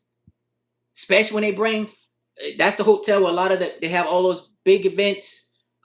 People coming to for the ESPN Wide World of Sports and the chair competitions and just so many. They host everything. The Kojic Church of God in Christ conference is there. We've been there, and so one time we came in, and I see all these. I know church mothers when I see church mother. What is going here? There's always the Church of God in Christ, women something. There was a whole bunch. They took over the hotel. I mean, everywhere you go, you see the little carts that they rolling. The older women, they rolling little carts. Every door, carts is outside. They took over the hotel. God said, "I'm sending you on assignment out here." He said, "But you on vacation." So we sitting there. People say, "Oh, I've been waiting." I've been waiting all year to get here. All these things. So many times we went there. He said, "This is your mini vacation." So we come from sleeping in the car to being on mini vacation, to the point we done got tired of staying there. You know everybody. Everybody, the people at the front desk, "Hey, Miss Green, what's going on? How's it going? You back again?" But look, you only supposed to stay in a suite for one night. But here's what we had to do. Not like we could come up in there and be like, "Yeah, let me get 5 nights. Stay for 5 nights." We was day by day, day to day. We had enough money for a hotel tonight. Maybe 2 nights. Let's do one night. One night. One night. So then it can't be like, "Can I get an upgrade? Get an upgrade?" Because they only seen it as one night. So sometimes 5 nights, 6 nights in the same suite. Can I extend the night? Yeah, it's all Miss Green. Yeah, can I extend the night? And in this one, boy, they bring you little sweets to the door. Thank you for being. At this point in time, we at the end of this year, we was ambassador. Now we got to the highest level ambassador. So they call you. They can book the hotels for you. "Oh, Mr. Green, y'all are ambassadors. Do you want this? We can do this. And arrange your booking, your flights, your da da da." So they bring a little sweets to the door and got the stuff in your room and the candy and setting all this up. So we looking good. Fresh out of sleeping out the car. Fresh out of sleeping out the car. Living like a king and queen. Looking like it. That's what they thinking. And so many times, God did that. That was the favor of God for sure, because we was only supposed to be in there for one night. But I'm showing you, but still in the midst of the warfare, we still like, "Okay, God, what's going on?" So I tell you about the conference. So right, so the conference. Back to the conference. So we had to leave out of town. I know I'm jumping over the place, but I'm giving y'all as it comes to me. So now we got behind the car payment, right? I told you we was able to catch up with it when that money came in and caught up on some, right? So now we get behind on the car payment. Still taking the car. So now we come to South Carolina. Come to South Carolina. Another pit stop in South Carolina. We're driving. I see this tree limb. Man, that tree limb look like it's falling. It's falling. And I mean, it fell so fast. I tried to swerve, thank Lord nobody was behind us. That would have been a collision for sure. And the tree hit the front of the car, messed up the whole bumper, the whole front side, tore it off, messed it up. Boom. And I thank the Lord I saw it when I did, because I was able to swerve, and it was right on Donald's side. Donald was in the passenger seat. All the kids was in the car. No cars were behind us when I swerved. Thank the Lord. That would have been a tree hitting us and another car side swiping us, wherever that could have been. So we see this trip. So it happens. So now, like, man, all right. So now we got to get the car. We got to get it fixed now. All right. We got to get the car fixed. I mean, the tree limb was so big. It looked like a tree. This was big, and you heard it. Boom, boom, boom. Like, it tore up the car, just dragging. And I remember, okay, getting the police report, whatever. So it was bad. Like, I saw that thing. Drop it. And it just, boom, hit us. So now, you got to get fixed. Find a body shop. We get the body, get it. Then working on it, right? Now, remember, now the finance company is looking for us. Now they're looking for the car. They're like, okay, whatever. We're looking for the car. So they calls the repair people, the body shop. Hey, we need this car. Y'all got this car, whatnot. So the lady calls me. Oh yeah, Mr. Green, yeah, there was your finance. I don't get in nobody's personal business, but the finance company just called, asking about the car, and I don't get nobody personal business, but I'm not going to give it to them. I'm not going to let them come get it. She could just say that that's that you're my client. So what you want me to do? She said we can hide it behind the back. We can park it in the back so that they can't come. We can put it where they can't access it. Okay, well, thank you. Appreciate that. Appreciate you that. I mean, I know they're not gonna want it totaled anyway. Now they want to wait till it's fixed. Now they really was wanting to be fixed first. And so I'm like, hey God, this you. I ain't. It is what it is. So uh so she did that, and then she calls me, Mr. Green, maybe a couple days. Yeah, we're gonna order the window as well, because your back window was smashed in. I said, no, the back window was not smashed. It was not happened with the back window. It was all on the front. It had nothing to do with the back. The window was fine. She goes, yeah, someone middle of the night maybe just came and bashed the window, just smashed the window. Okay, well, clearly ain't the people who are trying to take the car. Clearly something else was going on, because how is it that y'all got it parked way in the back somewhere? They don't know. They wouldn't know where to find it. They had it hidden in the garage or something, wherever they had it hidden. Wherever it was not accessible, and somebody straight broke the back window, smacked it, said shattered it. So I said, I don't know how that happened. She sent the pictures, whatnot. So they said, okay, we'll add that on for the insurance or whatnot, get that taken care of. And so some time went on. I think it was maybe 2 months. So now we're stuck. We're stuck in South Carolina. So it appears. So they was trying to take us out right then and there, because they thought they located us. Remember, the strategic move is important. They thought now they had located us. So now, because the report was done, someone calls me, because the tow truck had to come and tow the car, right? Had to come tow the truck. And so somehow they got it mixed up. Somebody called me from Miami. They're like, yeah, the address is kind of far away. And I said, yeah, I don't know how they got Miami, because we're not in Miami right now. We're in South Carolina right now. So they had somebody in Miami, so they had to switch up. Someone in South Carolina had to get it. And so it's all kind of weird. And so so the car is almost done, it's getting repaired. And God said, okay, now watch this now. I'm telling y'all strategic movement. He said, call the finance company and let them know you're surrendering the car. They can have the car. Let them know they can have the car. And it's being repaired. Give them the location, give them the address, everything. Called them. They was fine. They was cool. They was kind. Okay, yeah, it's being repaired now, but you could pick it up. I told the lady who was at the body shop, etc. We're gonna make the exchange happen. I'll let them know when it's done. They're gonna come pick it up. Cool. So we get closer and closer and closer, and closer and closer and closer. And now we needed $1,000. We had to pay $1,000, to get it out. Everything else, we just had to whatever deductible, whatever. So we had to pay $1,000. Didn't have the $1,000. I don't know how we're gonna do this. And actually, I told finance company what it was, and that okay, they were gonna take care of it. So they were gonna pay $1,000, and then of course, they were gonna get the car and auction whatever they're gonna do with it. Okay, so here we are, and it's getting closer and closer, and they call you, oh, Mr. Green, yeah, it's done. We're about done. You can pick it up on ABCD. Okay, all right.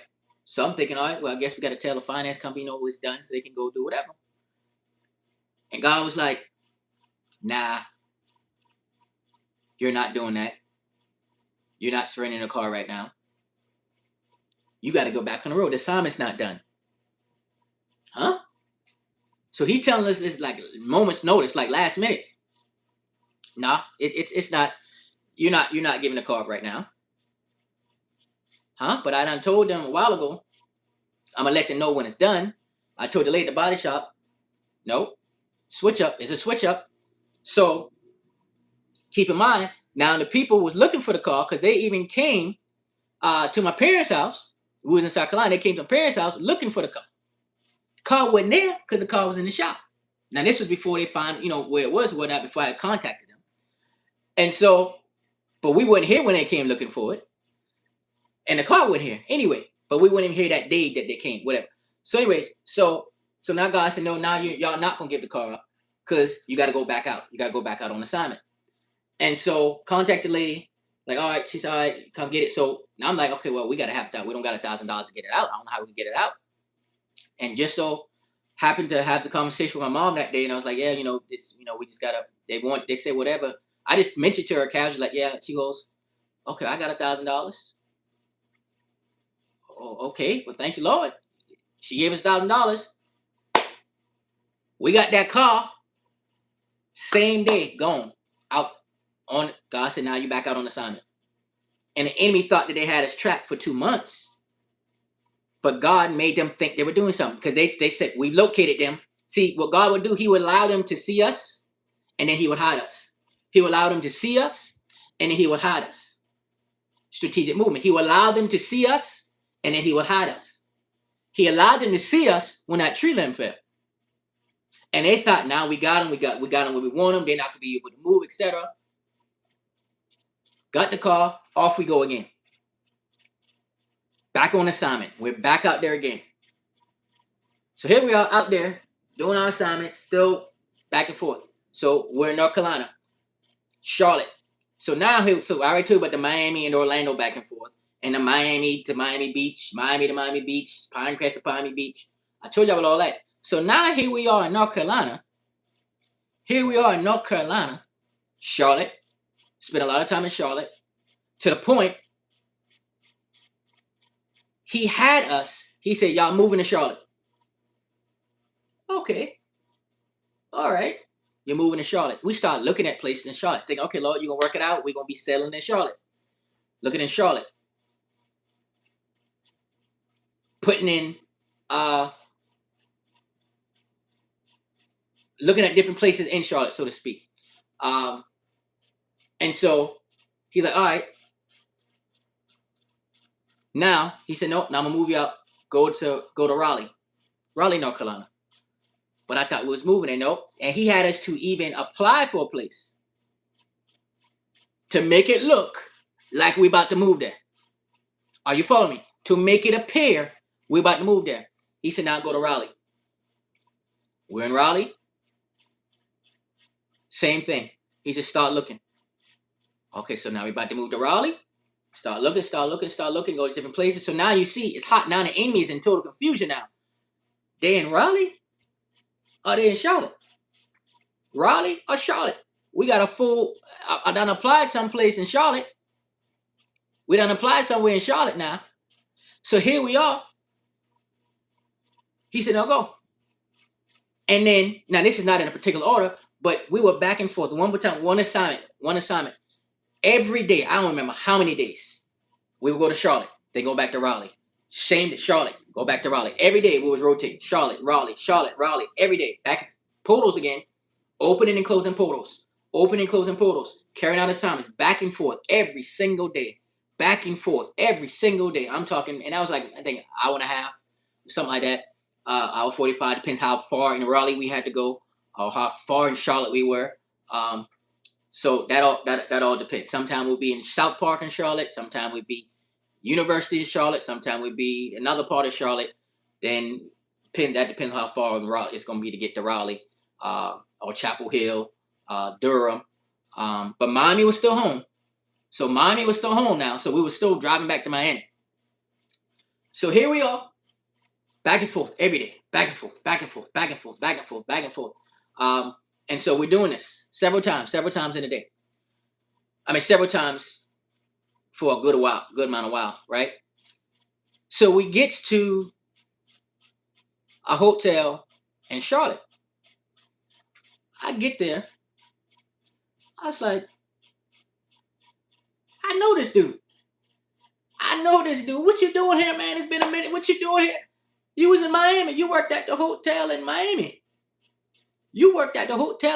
What you doing here? Yeah, man, I got a transfer. You know what I'm saying? I moved out here. Some of his girlfriend lived out there, so he got transferred out there, and that's what was home now. That's what what I said. I said hour and a half. I don't remember. What's the difference from Charlotte to Raleigh? Is that 3 hours? I'm talking about hour and a half. I think it was like 3 hours, isn't it? Something like that. somebody said they're from Charlotte. I think it was 3 hours. From Raleigh, Durham. So it was a 6 hours round trip. 6 hours round trip, right? And so anyway, so we're in this hotel. I see him, man. What's going on, man? What's up? What's going on? Talking to him, man. What you doing? How's so and so at that hotel? Oh man, he got promoted since you left, man. He got promoted to boom, boom. And then what about so and so, man? He got promoted. I said, man, everybody got promoted since we left there. Yeah, I said, yeah, man. It's been a blessing. Okay, cool. So I'm not asking for nothing. I'm not asking for nothing. I'm just checking in the hotel because this particular hotel already had a rule where you couldn't do no upgrades unless you paid for it. You had to pay like $250 or $300 to get a suite upgrade, even if you had the status. Now I'm not praying. Come on now, that's not happening. That is not gonna happen. And so he like, yeah, man, I'm a manager now. Da da da da.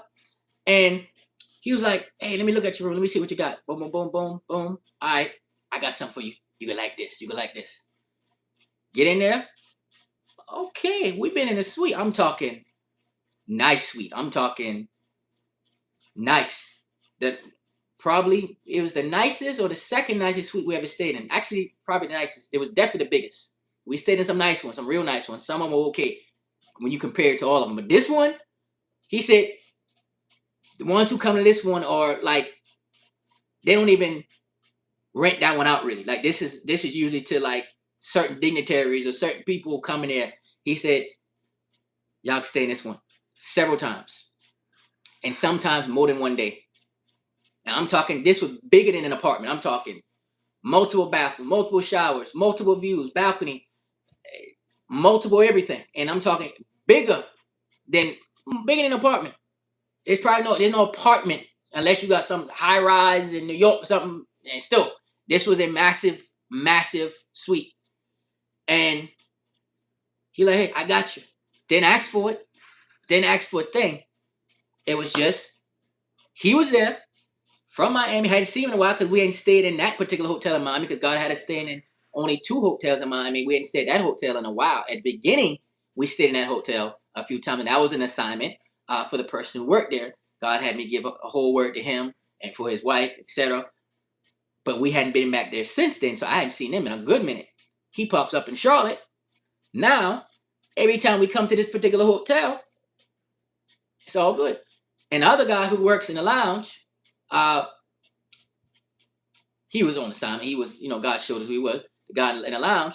But he would still tell us, this is the menu. This is the menu every day in the lounge. You know what days y'all come. This is the menu. He showed us the menu. So if you want them crab cakes, this the day. Y'all come here on this day, the crab cakes. I like them crab cakes that was in there. The crab cake, this is it. This the full menu.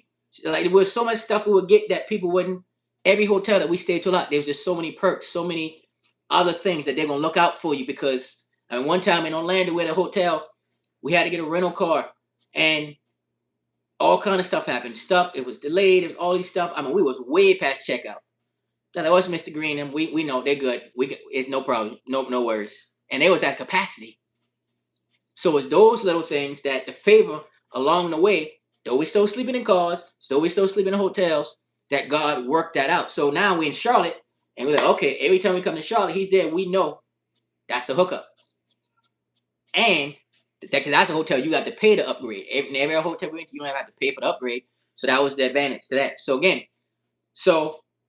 now we're wrapping up. So now we're getting we're getting close to the end of the assignments God has, back and forth, back and forth, back and forth. Miami's still home, right? So we're spending time in Charlotte, spending time in Raleigh, spending time in Orlando, living in Miami. Then we spending time in different places we stop off. Then we spent some time in Tennessee, Nashville.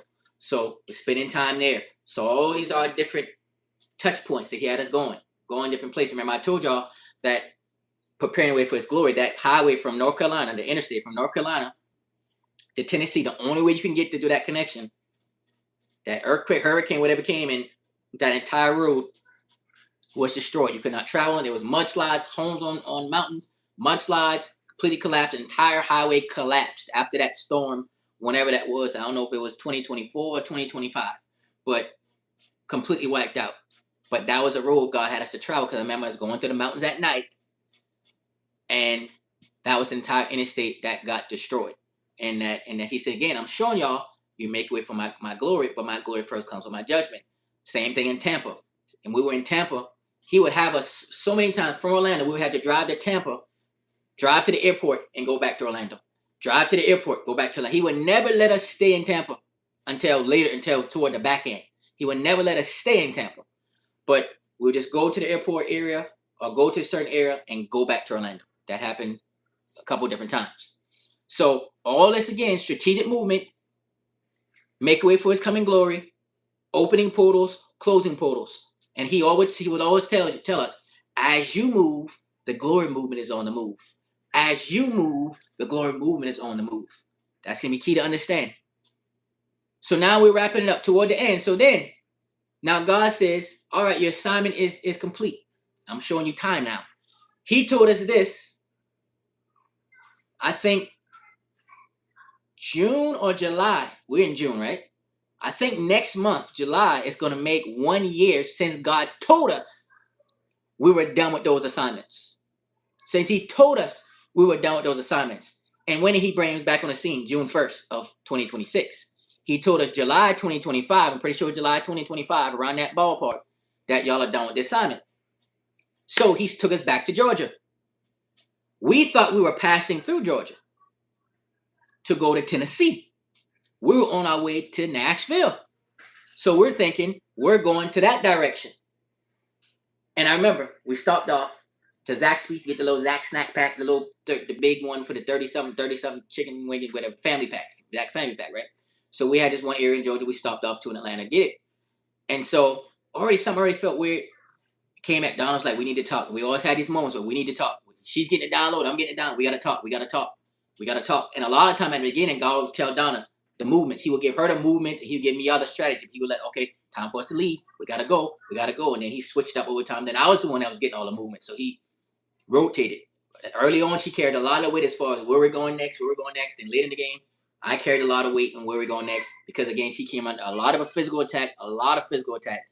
Because, again, she intercepted a lot of stuff and what we were going into, going ahead of ourselves, etc. So that's why I had to do a lot of the driving. Because she likes to drive distance, but all that, she couldn't. So, anyway, so now God said, you're done with the assignment. You're done with the assignment. We go back to Georgia. We get out the car to go Zach, because I'm thinking we're going to Tennessee, we pass it through.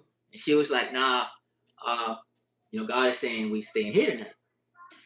We staying in Georgia. I thought okay, cool. So we staying in that. So we're thinking next day we're going to Tennessee. We pack up. We're on our way to Tennessee. Now, when you're driving from Atlanta to Tennessee, you get to a certain point where time changes. Like, it goes back an hour. Like that, right? And so we drove. We didn't go all the way to Nashville. I think this time we drove to, like, the Tennessee state line, maybe Chattanooga area or something. I can't remember what. Chattanooga, I think. So we drove to the Tennessee line, and God's like, turn around.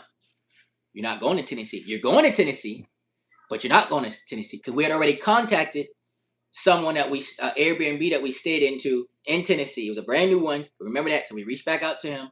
We're trying to get a discount on it, etc. Couldn't do it for ABCD, and we were going that way. And we're going to the hotel. We know where we're gonna stay, and we were like, okay, well, God's gonna work it out whatever He wants to do next, right? So He's like, no, y'all just gonna go to the state line and turn around. You're gonna go like you're going, but you're not going. But you're going back to Georgia. He had us to read the prophecy from when we first left Georgia to move to Miami, when He first gave us the insight, the revelation about Georgia. You can have Georgia's home, Miami, Florida's your home, etc. And that prophecy, and it hit different. It read differently. It sounded differently because it was for now, for then. He said, oh, now Georgia's home. So we're going back where we began. We started where we began, so we're thinking. And we stayed there for 2 months, so now we staying at the hotel. And again, the favor, these people, they know us. And the favor. And so we're staying there, and 2 months. 2 months, not knowing why we thinking we were. So he had us to start looking at places again. We're applying this, that. Like, Lord, why we can't get no place? What's going on? This don't make no sense. Like, we got the proof here, we got this. So what's the issue? Oh no, they don't like that. They want to see this because that and that was inconsistent. Or well, we don't take this. We got to take all kind of craziness. Like, it made no sense. Now we want to worry about the numbers. To like, Lord, you gonna make a way. You gonna make a way. So we crossed the line again. With time. So time was what was significant. Going back to the Tennessee thing, we crossed the line and the timeline, and so time was going forward or backward. That was significant. So he's like, time is going forward, time is going backwards. Because remember, you go to the Tennessee line, now time is back an hour. So we went in and out of time, even in that. He had us to do that. It was very significant because he was taking us, he was speeding time up. He was shooting us back into another point in time. Remember now, originally God said 3 months sabbatical would turn into 3 years, but for God, it was only 3 months. All right? So now we're concluding. So now here we are. We are finally, we say, okay, you brought us back to it all began, God. Look at you, God. You brought us back to the beginning. So we're applying to these places, and it's all going crazy. Lord, what is going on? This makes no sense. This makes no sense. This makes no sense. And God had blessed us with another $10,000 to help us transition into this move. So we're thinking, okay, we got this. We good. We set. We was able to tell some people that we were done with the assignment, etc. We're trying to settle into a home, etc. Can help us in any way. Thank you, appreciate it. It was only a select few people that we could reach out to, even in that. And so, anyways, $10,000, and nothing. God's like, oh, actually, no, you're not moving here. It was a smoke screen. I had to get you all, and so we had all these things out there. Same thing is. So you see this pattern, strategic movement. It's going to look like you hit. And then when I tell you we was in a gridlock, it was like, man, what are we going to do? We had to stand our ground. God said, stand your ground. They're trying to get y'all out of Georgia, but you're here on assignment. You don't fully know what the assignment is yet. Don't move. Stand your ground. They was trying to get us out of there. I still remember sitting in the parking lot at this park, and we're like, man, where did money come from? We were down to zero. We don't even got enough for a hotel tonight. What we going to do? God, you said we were done with the car. Because at some point he said, y'all are done sleeping in the car. And we were. Only God, because the numbers wouldn't tell us that. He could tell us we done sleeping with the cars and we don't got the money to be done sleeping with the cars. He worked it out. We were for real done sleeping in the cars. I mean, that was a miracle. We're done sleeping in the car. He said it. But again, remember I told y'all yesterday, sometimes God would say stuff, but he's saying it to let the enemy hear, to throw the enemy off, and we have to be all in. So many times, Lord, you're going to switch this up. But we got to be all in. We have to learn. Don't be half doing it. You got to be all in because you got to play your part because, again, you're throwing the enemy off. God doesn't need to throw the enemy off, but God is strategic because we should have to operate on this earth to throw the enemy off. Our movements are strategic. So he says, okay, you're not actually moving here. You're here on another assignment. Now, again, he took us out of Georgia, back to Miami for like several more months. And then he brought us back to South Carolina. So here's the Georgia thing. We're finishing up in Georgia. Y'all got to understand how deep this thing is. God said, all right, your assignment is over. We went back to the hotel. One of the hotels we stayed to in Atlanta that we like staying to. We went back to this hotel. Then we like, okay, he said, go to the airport. Go to this hotel by the airport that we would stay to. He had us on the train. On the train. And I didn't even, before I conclude this is a key part that y'all need to understand. Talk about the gridlock. This is a big one. I don't know how I forgot this one. Thank you, Holy Spirit. He told us to go to the airport by faith. Go to the airport because I'm about to fly y'all to Orlando. We're in Atlanta. I'm about to fly y'all, so I'm going back. I'm skipping, going back. I passed over something. We're in Orlando. We're in Atlanta. And he said, go to the airport. So now, man, we got the kids now. Go to Atlanta at the airport. And We go to the airport. We believe, okay, we're going to get the money. This ain't the first time we had to sit in the airport. The Orlando airport, we had to sit too many times. A couple days, believing, but we was on assignment. So here we are in the Atlanta airport, chilling. And ain't no money coming. How we getting out, Lord? How we getting out of here? What's going on? Turned into, we now sitting at the airport. It's getting later and later and later and later and later and later and later and later and later. Now we don't have no tickets. Now we sitting at the airport. Well, maybe let's go to the international side. We actually didn't go to the international side. And didn't even know how to get to the international side from there at that point. Because the shuttle at that point you took to the hotels. Anyway. So we sitting there, and now, and we also sat at the Tampa airport before, Orlando airport. So we've done some airport sitting assignments because again, it's an open passageway, airway portal. Definitely portals at airports. So now we sitting and we sleeping at the airport. We sleeping at the airport. Now this is before Atlanta passed that law about sleeping at the airport or people hanging out because there's a lot of homeless who would be at the airport and whatever. Hey, we was homeless. We was homeless. But we went to the car rental side. And so we would sleep on the car rental side. And they big hard chair. I'm talking about it was a hard metal chair, that car side. Hard chair. And so we would set it up and make whatnot. And we had the cart that you push. You had all our suitcases on it, the luggage, the airport cart you push on. You used to have to pay for it. But in the parking lots, people leave their carts there. Or even at the hotels, they leave carts there. So we had a free cart and had all our luggage on top of it. We left the hotel with that cart, going around, etc. And so we had stayed at the hotel first. So we left. We didn't have no more money for hotels. So now we, go to the airport, etc. So we ended up sleeping at the airport.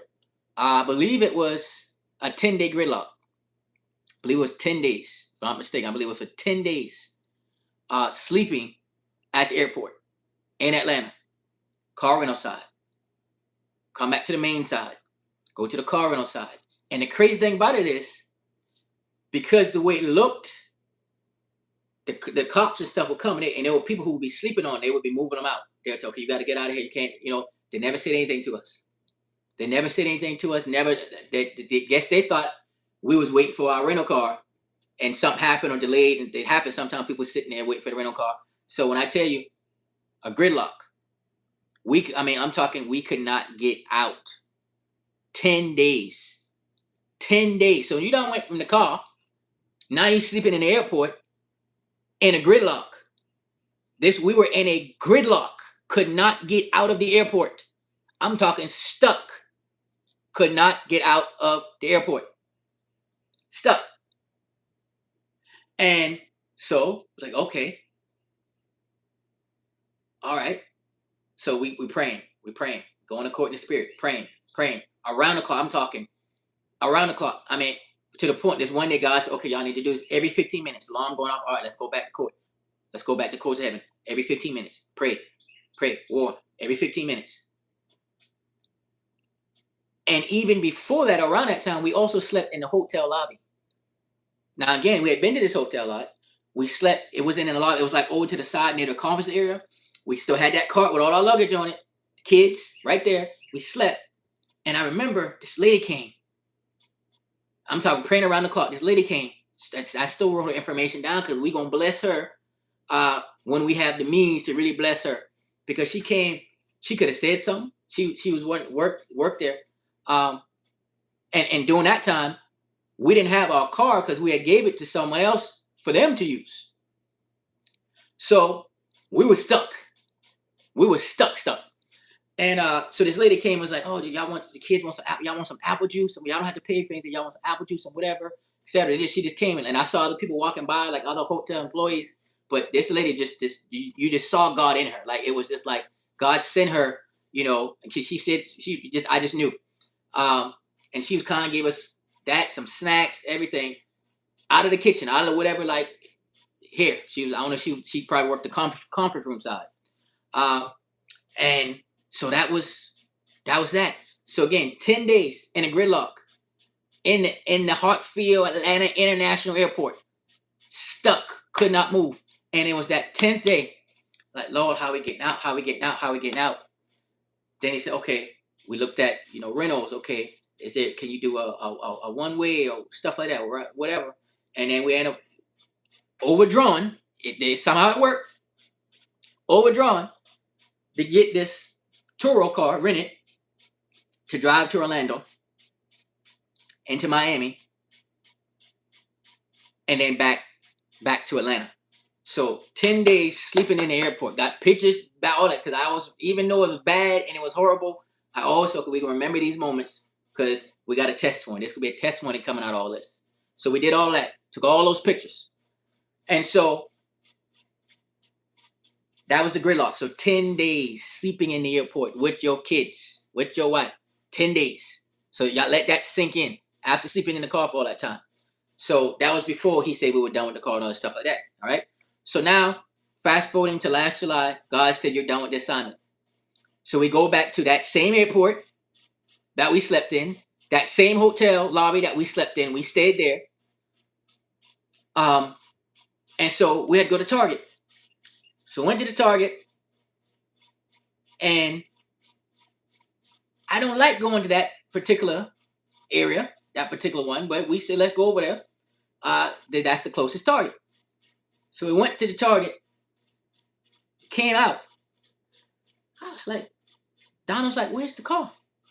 Kids, where's the car? Our little ones, where's the car?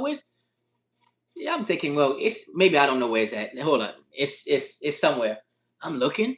There's this car. So where's this car? Where's the car? Donald's like, babe, it's gone. They got it. They took it. I said, there's no way. They didn't take the car. How they gonna take? They've been trying to find this car. We've been all over. There's no way they got this car. There's no way they got this car. There's no way. We go back inside. She says, it's gone. So I go ask the guy inside. I said, our car is missing. It's gone. And the guy's like, hey, Trisha, whatever girl. Like, hey, here's your people right here. Here's your people. Man, they ain't had to do them like that. He said, yeah, the tow truck just came, pulled in, backed in, and took it. So I'm like, boy, okay. I'm not panicking. We're not panicking. We cool. We calm. Like it's almost like surreal. Like, all right, now God, you just said we was done with the assignment, but come on now, how did this happen? So I'm calling the people. They said, well, call the different companies, whatever, see if they got it. They're like, no, we didn't pick that. No, we didn't get nothing. No, we didn't. Nah, so and so they would have it. Call the city. No, no, we don't have that. We don't got nothing. Okay, you don't got nothing. All right, so so next day, okay, we got to call the finance company. Okay, look around. Yes, we did pick it up. Here's the company that picked it up. So this is my first time going to this thing. Like, okay, what you do is you got to go to the place. They set a date, and you got to show up at that time to pick it up. So you can't go to your car. They got to go get all your stuff out the car. So everything that was in the car, they put it in big plastic bags, whatever. And we cool. I wasn't embarrassed. I was like, okay, it is what it is. God, you doing something. We didn't do this. But he said, remember, not the timing of it. I want to say it was almost down to the date. Remember when that limb fell on the car? When that limb fell on the car, it was, I want to say it was almost a year to the date. It was like, I'm talking like the exact date when God said, give up the car, that year before, was the exact date when either they picked it up or when we had to go pick up the car. Like, it was down to the T. The time when God told us to turn in the car, surrender the car, and then he said, no, I'm switching up. You're not going to surrender the car. Down to when they actually picked up the car was in alignment with the exact date.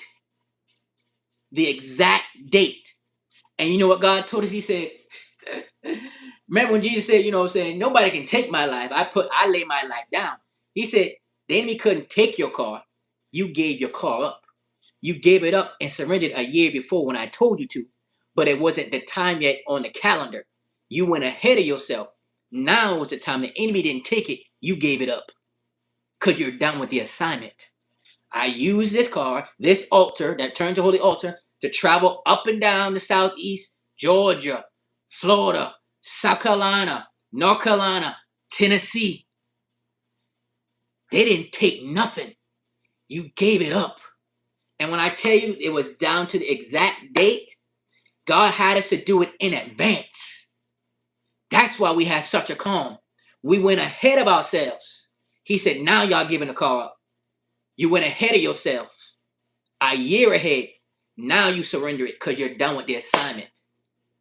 They didn't take nothing. You surrendered it. You gave it up because you're done. And now you're moving on. Mission accomplished. Assignment complete. That's what God did. Don't tell me God's not into every detail. The fact that he took us back to the very hotel where it began, the very place where it began, to tell us now, he said, it's full circle. I'm bringing you back to where it began. And that's the very place where they came and picked up that car when we went in Target. The last time we seen it is when we had to go and pick up our belongings. Wasn't no tear shed, no nothing. But another thing, our storage, where it got behind our storage. This is before the car got taken, so I'm going back one more time, and this should be the end of the story. So, our storage. Yeah, next month will be a year since the car was taken. So, remember, we gave our car away in 2022 to someone. It was went until 2023. God got us a brand new car. Next month makes a year since we've had our vehicle. Are you putting in perspective? The same vehicle that took us to the airport. The same vehicle. Walked around. We walked around on assignment. So it's been a year to the date. A year to the date. We walked around that same airport. He said, I'm taking you back. Go back to the airport again. Full circle moment. Get back on that train again. Full circle moment. We did all of that before we went to Target. We did all of that before we went to Target. God was saying, full circle moment. Remember the bench? Remember this bench at the car rental side? Remember this part right here? Oh, they changed this around right here. Remember the train? Remember the hotel? Stayed at the exact hotel. Now we're going back over to this Target. After we did all of that, that night, it's the same day the car was given up. We didn't know those details. So we went back and looked at our notes of some of the things we experienced in the timeline and the dates. A year to the date when God said give up the cars, when the car was actually taken. Not taken, given up, surrendered. We did. We did it. We did it. In obedience to God. So back to the storage. So in early 2024, I told you we got behind the car payment. We got behind our storage fees. And our storage was up for auction. Not the first time that it got close before, but it was up for auction. Now remember, everything was in there. All of our furniture, all the kids stuff, baby stuff from years before, kid stuff that's passed down. All these, I'm talking the whole everything, minus what was in our suitcases. Everything. I mean everything. Down to my birth certificate. Down to some major important things. All of it in there. So it went up to auction. Okay, we had owed $1,311.60. We had owed $1,311.60 the day that was up for auction. We got the money. We already called the lady. She's and I looked online because she told me the site it would be on. It wasn't even on there. It wasn't, or maybe it was on there. I remember looking online because the site she told me, and it wouldn't post it. I don't think it was even on there. Because she said it would be posted on there. I'm pretty sure it wasn't on there. It either was or it wouldn't. I'm pretty sure it wasn't on there. Looked at it, and we got there. We're like, and she said, just contact me, whatever. So we showed up. And she was like, oh, sorry, it's too late. The storage is gone. I said, huh? How you say it's today? How's it gone? No, it's gone because, and she showed us the paper. Well, she flashed the paper. She goes, no, see, I already did. It's already gone. I said, there's no way. It wasn't even on the site. Oh, yeah, it moves fast. If some guy got it from whatever, he got like a couple of storage units. I'm like, well, can't we get some of our things out of it? That's, personal. She says, yeah, they get certain personal items, usually the person, they find it, they'll let you know. But I remember something was fishy. It was like, no, this is happening too fast. There's no way this happened that fast. We came here. You said it was happening today. We beat the time. There's no way. It wasn't even on there. It wasn't even on there. So God was like, don't press the issue. He like, she lying. She flashed the paper because she was working with somebody else.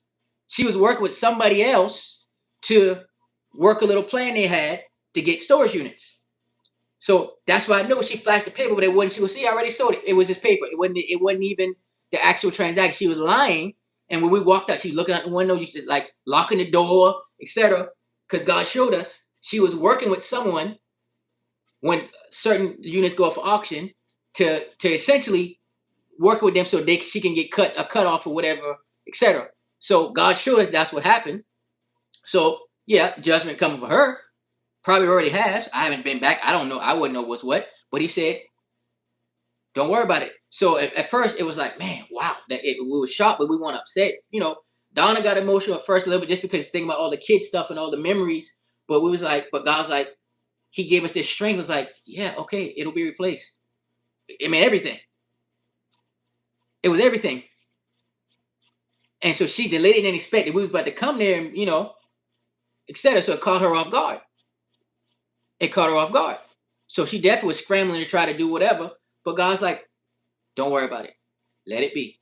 I'm going to replace it. It's going to be replaced. Don't worry about it. So we was cool. It was down to the car, the storage. It's just this supernatural strength came over. It's like, okay, we done been through a lot. So God got us. We're going to continue to be obedient because we still had an assignment to do. We couldn't stay there. We had to go on to the next. We had to keep it moving because we were passing through. We were passing through at that point in time. We weren't living in Atlanta at that point in time. We were passing through. So, put that in perspective.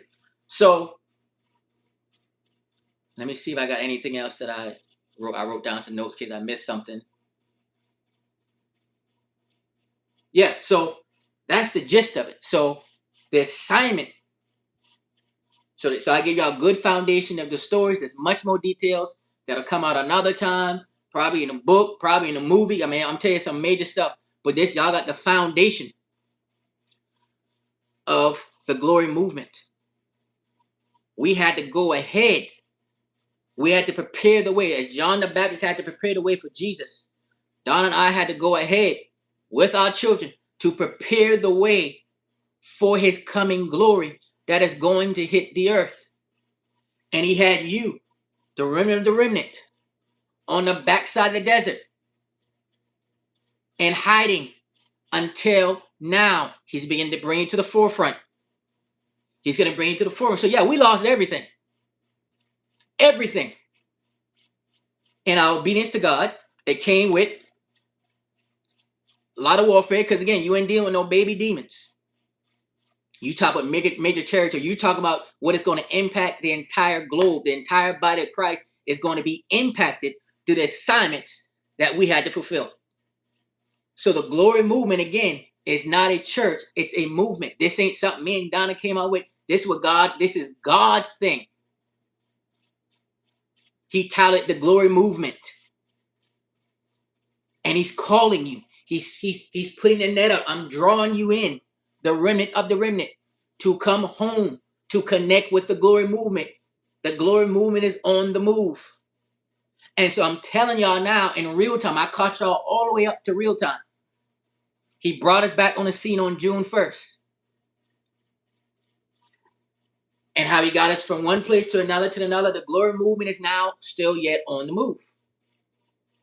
The glory movement is still yet on the move. And now this is where you come in.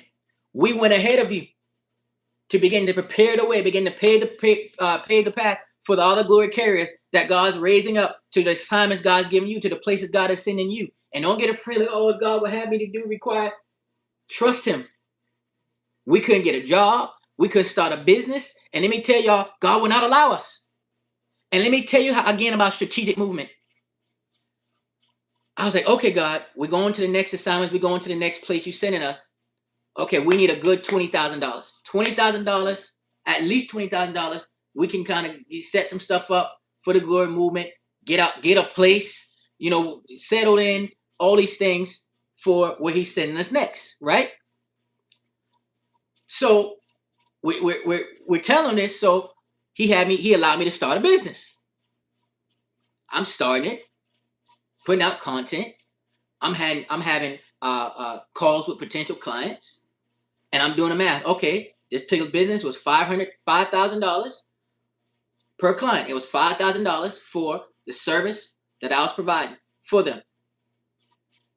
So I started having meetings, preparing for it, having meetings. Okay, different people. Okay, well I got it, or I got to wait for this, etc. Whatever. So I have meetings, and I'm learning as I'm going, right? And so I'm doing this thing. I'm putting out content. I'm doing it, and I'm in it. I'm in it now. So I'm like, okay, so full clients will be $20,000, and that'll get us, because God already said, okay, I'm preparing you to move the glory movement. The glory movement is on the move. I'm preparing y'all for the next step, right? So then he was like, and right after that, literally, he was like, oh, actually, now you about to go live on the ministry side. You about to go live with the glory movement. June 1st, you're going to tell everybody you're back. The business was a smokescreen. I had you to start the business first to get out there to make it look like you was over here doing this, to then backdoor, and now you're going live and you coming back with the glory movement. So I started the business. I'm counting it. We just need full clients. That'll get us to the 20K that we need. Fresh and new start business. I'm looking at okay, we got this. This gonna be done. No, that was a smoke screen. Shut that down. You know how many times God done had me to start a business and stop it because of assignments, because of different things, because of strategic movement? So I thought this time is different.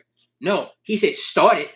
You started it, but it was a smoke screen to have you back out there. The enemy don't know it. I'm about to backdoor them, and you about to go live that you're back with the glory movement. Strategic movement. Because again, we have to strategically move here on earth. We have to strategically move here on earth. How God has us to move. I'm counting the numbers. I'm like, this is what we need. At least this much to get to what we need to get to do what the next part of the glory movement requires. And he's like, nope, that was a smoke screen. Trust me, the glory movement is here, and I'm putting the net out, and I'm calling those in hiding to the forefront. So now the glory movement is here. He didn't allow us to get no job back then. He didn't allow us to do nothing business back then. So, Lord, what you doing? What you doing? The glory movement requires your undivided attention. I'm going to give you the resource to do what you need to do. So that now he's saying, this is where the glory movement comes in. The glory carriers. So when you say, okay, how can I help with this next fit? Because it's not like we could have reached out to y'all. We could only reach out with God. I couldn't come on live and be like, hey, this is what we going through. This is where we at. We're sleeping in the car. I couldn't say none of that. You saw the movements. We was off the grid for 3+ years. We could only tell certain people certain things at certain times. Our family did not know any of this until the end of last year when he said, okay, now y'all can tell some what happened. We couldn't tell them while we was in it. Only little snippets of, okay, well, this, we need money for hotel. Okay, we need money for hotel. Or we did happen to sleep in a car that one time. They didn't know the amount of how much it was until we were able to tell them some of it. And some of what I said today, they're hearing for the first time. Some of those who've been connected to us, they're hearing this for the first time. Because God just said to release it today. Because he's strategic in all his movements. Down to spending that money on that conference that he had us to not physically go to. Down to paying for the hotels. To, you got to leave. This not the first time we had to leave a hotel that we paid for. He said, now leave and go here. It's going to take obedience. We went ahead of you to help show you what obedience is. To help show you what sacrifice is at this level. At the level of the glory. And that enlarged our capacity to carry more of his glory. To distribute more of his glory. To, as we move, the glory movement moves. So then now as you move, the glory movement moves. So then now how can you help? I just told you the story. I just told you the story. And you know what the sad thing is? And I didn't expect to say this part. He had us to email a select, maybe it was like 20 people. A little bit, some of this story. Some of, not the full depth of it, but some of these key points. And you be amazed how many people were scared. Like they were like some people straight. They responded and then went ghost. They couldn't believe, couldn't fathom. I remember one pastor told me, he was like, boy, good thing I knew you good thing I know you as a man of God, because boy, good thing, because boy, I tell you that don't make no sense. Like he was a pastor. He was like, good thing I knew you as a man of God, and he had sent something to help out during that time. There were some people who was able to send out of their little that they had. There were some who had the abundance, and they threw money like, hey, here's $100. And God said, I'm gonna show you. He said, I'm gonna show you. I had a friend, multimillionaire, straight ignored me. Straight ignored me. Are you putting respect? Straight ignored. Like we talked. I said, hey man, you got my email? You got my email? And I had some family, my mom, you know what I'm saying? My aunt helped, had my sister help, everybody helped when we could say something. But the undertaking of what the cost was, they couldn't sustain that. So I had a friend, I knew he had the means. God said, reach out to him. He like, yeah, I got your message. I said, yeah, man, I got busy. I started reading, I got busy, yada, yada. Ain't heard from him in months. He messaged me recently about something sports. Had the means to do it. Didn't do it. Someone else had the means to do it. Told him the story. Like, hey, this is what it. I'm just being obedient to God. Because we only did what God said to do. It was something God said to do this. And it was like, bro, I mean, I'm talking friend. No, I'm good. Straight ignored. Pretend like he never saw the message. Like it never happened. And again, someone else who had it, they responded.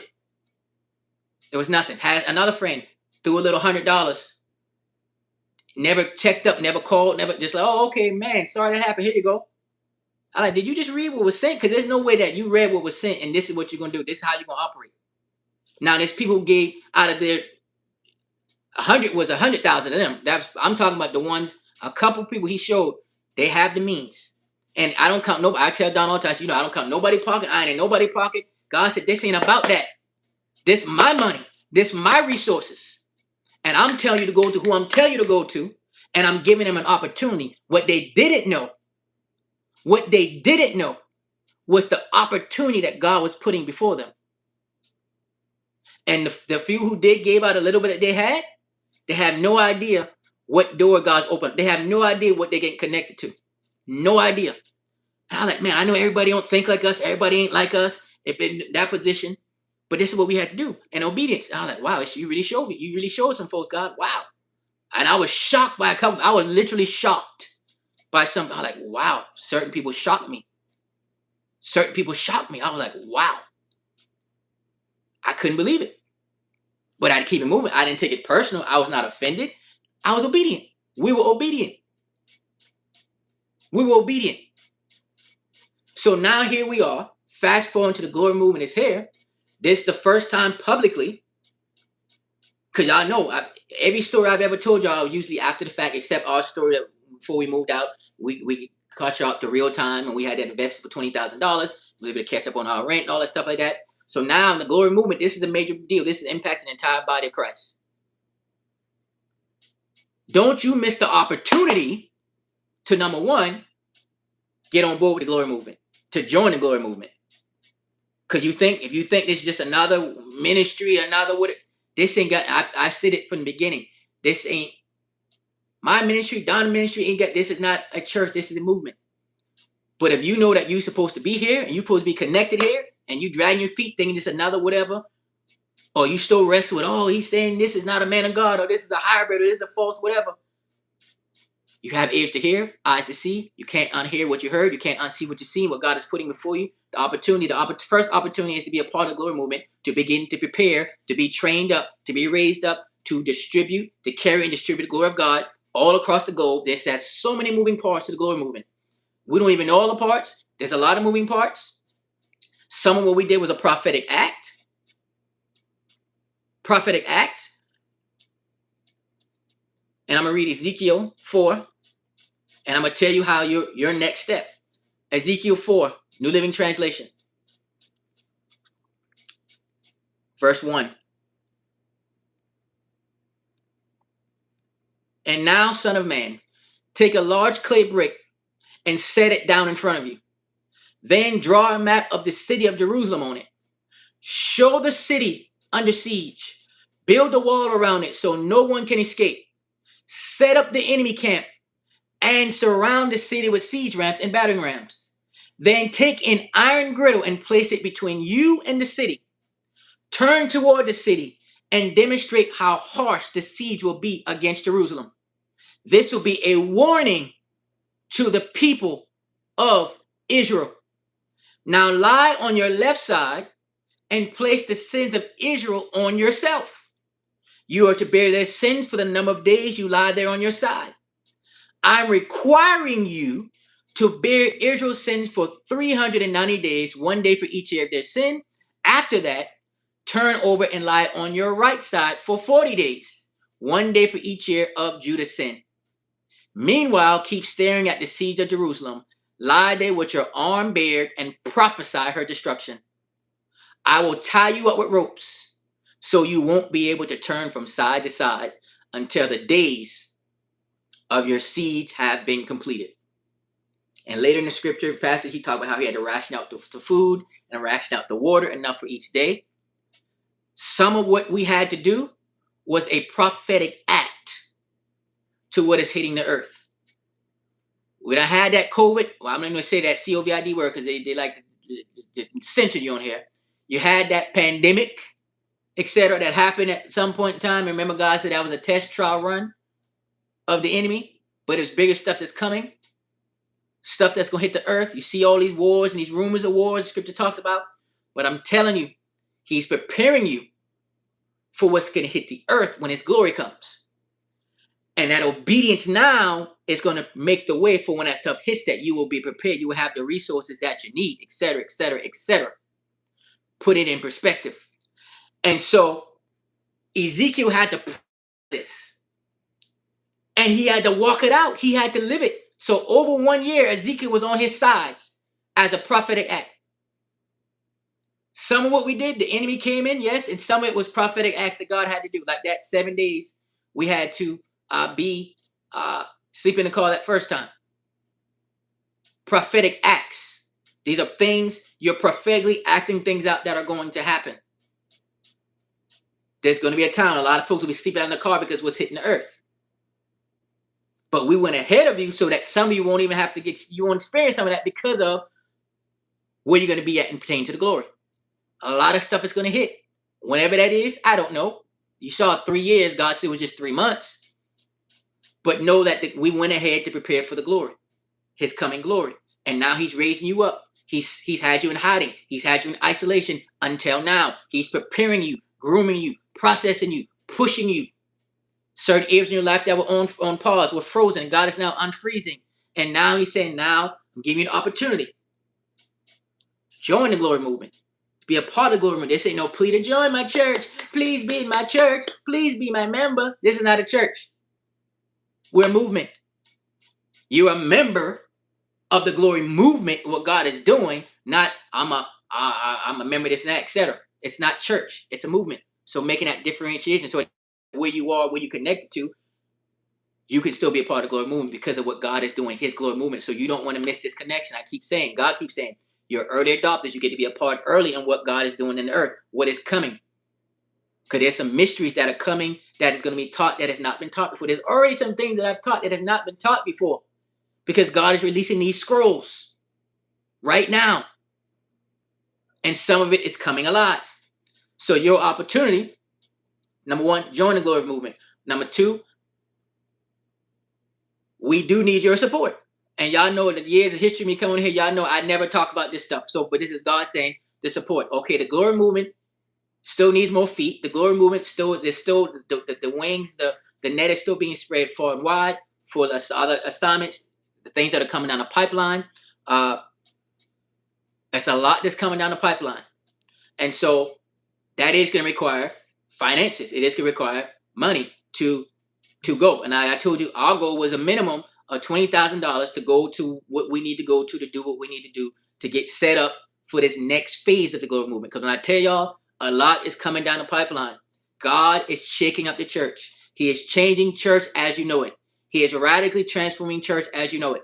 That's why so many of you have been on the backside of the desert. So many of you have been in hiding. So many of you have been in isolation. For some of you, this is your wake-up call. You've been asleep. He's waking you up. Get back on your face. Get back in your word. Get back in the intimate time with God. He's waking you up. We can't play around with this. You can't think you could carry God's glory and half walk this thing and half do this thing. So yeah, so it's going to take support, your financial support, to help us to push the glory movement forward. If you believe in what God has been saying, what God has been releasing, if it's have any impact on your life at any point over the several years, this is your opportunity. This is your opportunity to support what God is doing through us, through the glory movement, to be connected to the glory movement. To number one, join the glory movement, and number two, financial support. You can go to theglorymovement.org, theglorymovement.org. And so this ain't this, and the reason he had to stop talking about offerings and stuff and all that stuff and seeds for many, many, many years, over a decade, is because of all of the mess that was in the church, all the fake, all the lies, all the manipulation, etc. But you know this is the real deal. And I don't have to keep saying, well, you know I don't come and do this. You know I don't come and say this. You've seen the fruit. You've seen the work. You know what it is. And if you believe, you support, this is the chance to support financially for us to reach that minimum $20,000 goal to go to the next phase of the glory movement, to get to where we need to get to next, to do what it is that we need to do next. So it's your opportunity. And again, whatever God places in your heart, how he does it, whatever you come up with God, this is your opportunity. It's simple. And I told you my story, our story, some of our story over the last 3+ years. This ain't play. This ain't fake. This is the real thing. We're going to obey God. We obeyed God when we lost everything. We still obey God after we lost everything. We still obeying God now. We're going to trust God, obey God, and stay in his face. That doesn't stop. That doesn't stop. So theglorymovement.org. Theglorymovement.org. I think I already been on here now for what? I came on at 3. So that's what 2.5 hours already? It's been 2.5, 3 o'clock. Yeah, 2.5 hours. Wow. So I got a lot out there. That was whew. It was good to get it out because I forgot so much of it. Now thank the Lord that Donna kept the journal, a lot of stuff. So there's so much more that I know we're gonna unpack another time. So many details. But I gave y'all a lot. God gave y'all a lot of details today of what some of the assignments that we had to fulfill and complete, and we couldn't abort. And I wouldn't have blamed nobody if they walked away. I would not have blamed nobody if they had quit, if they stopped. This is too much. I got to go do this.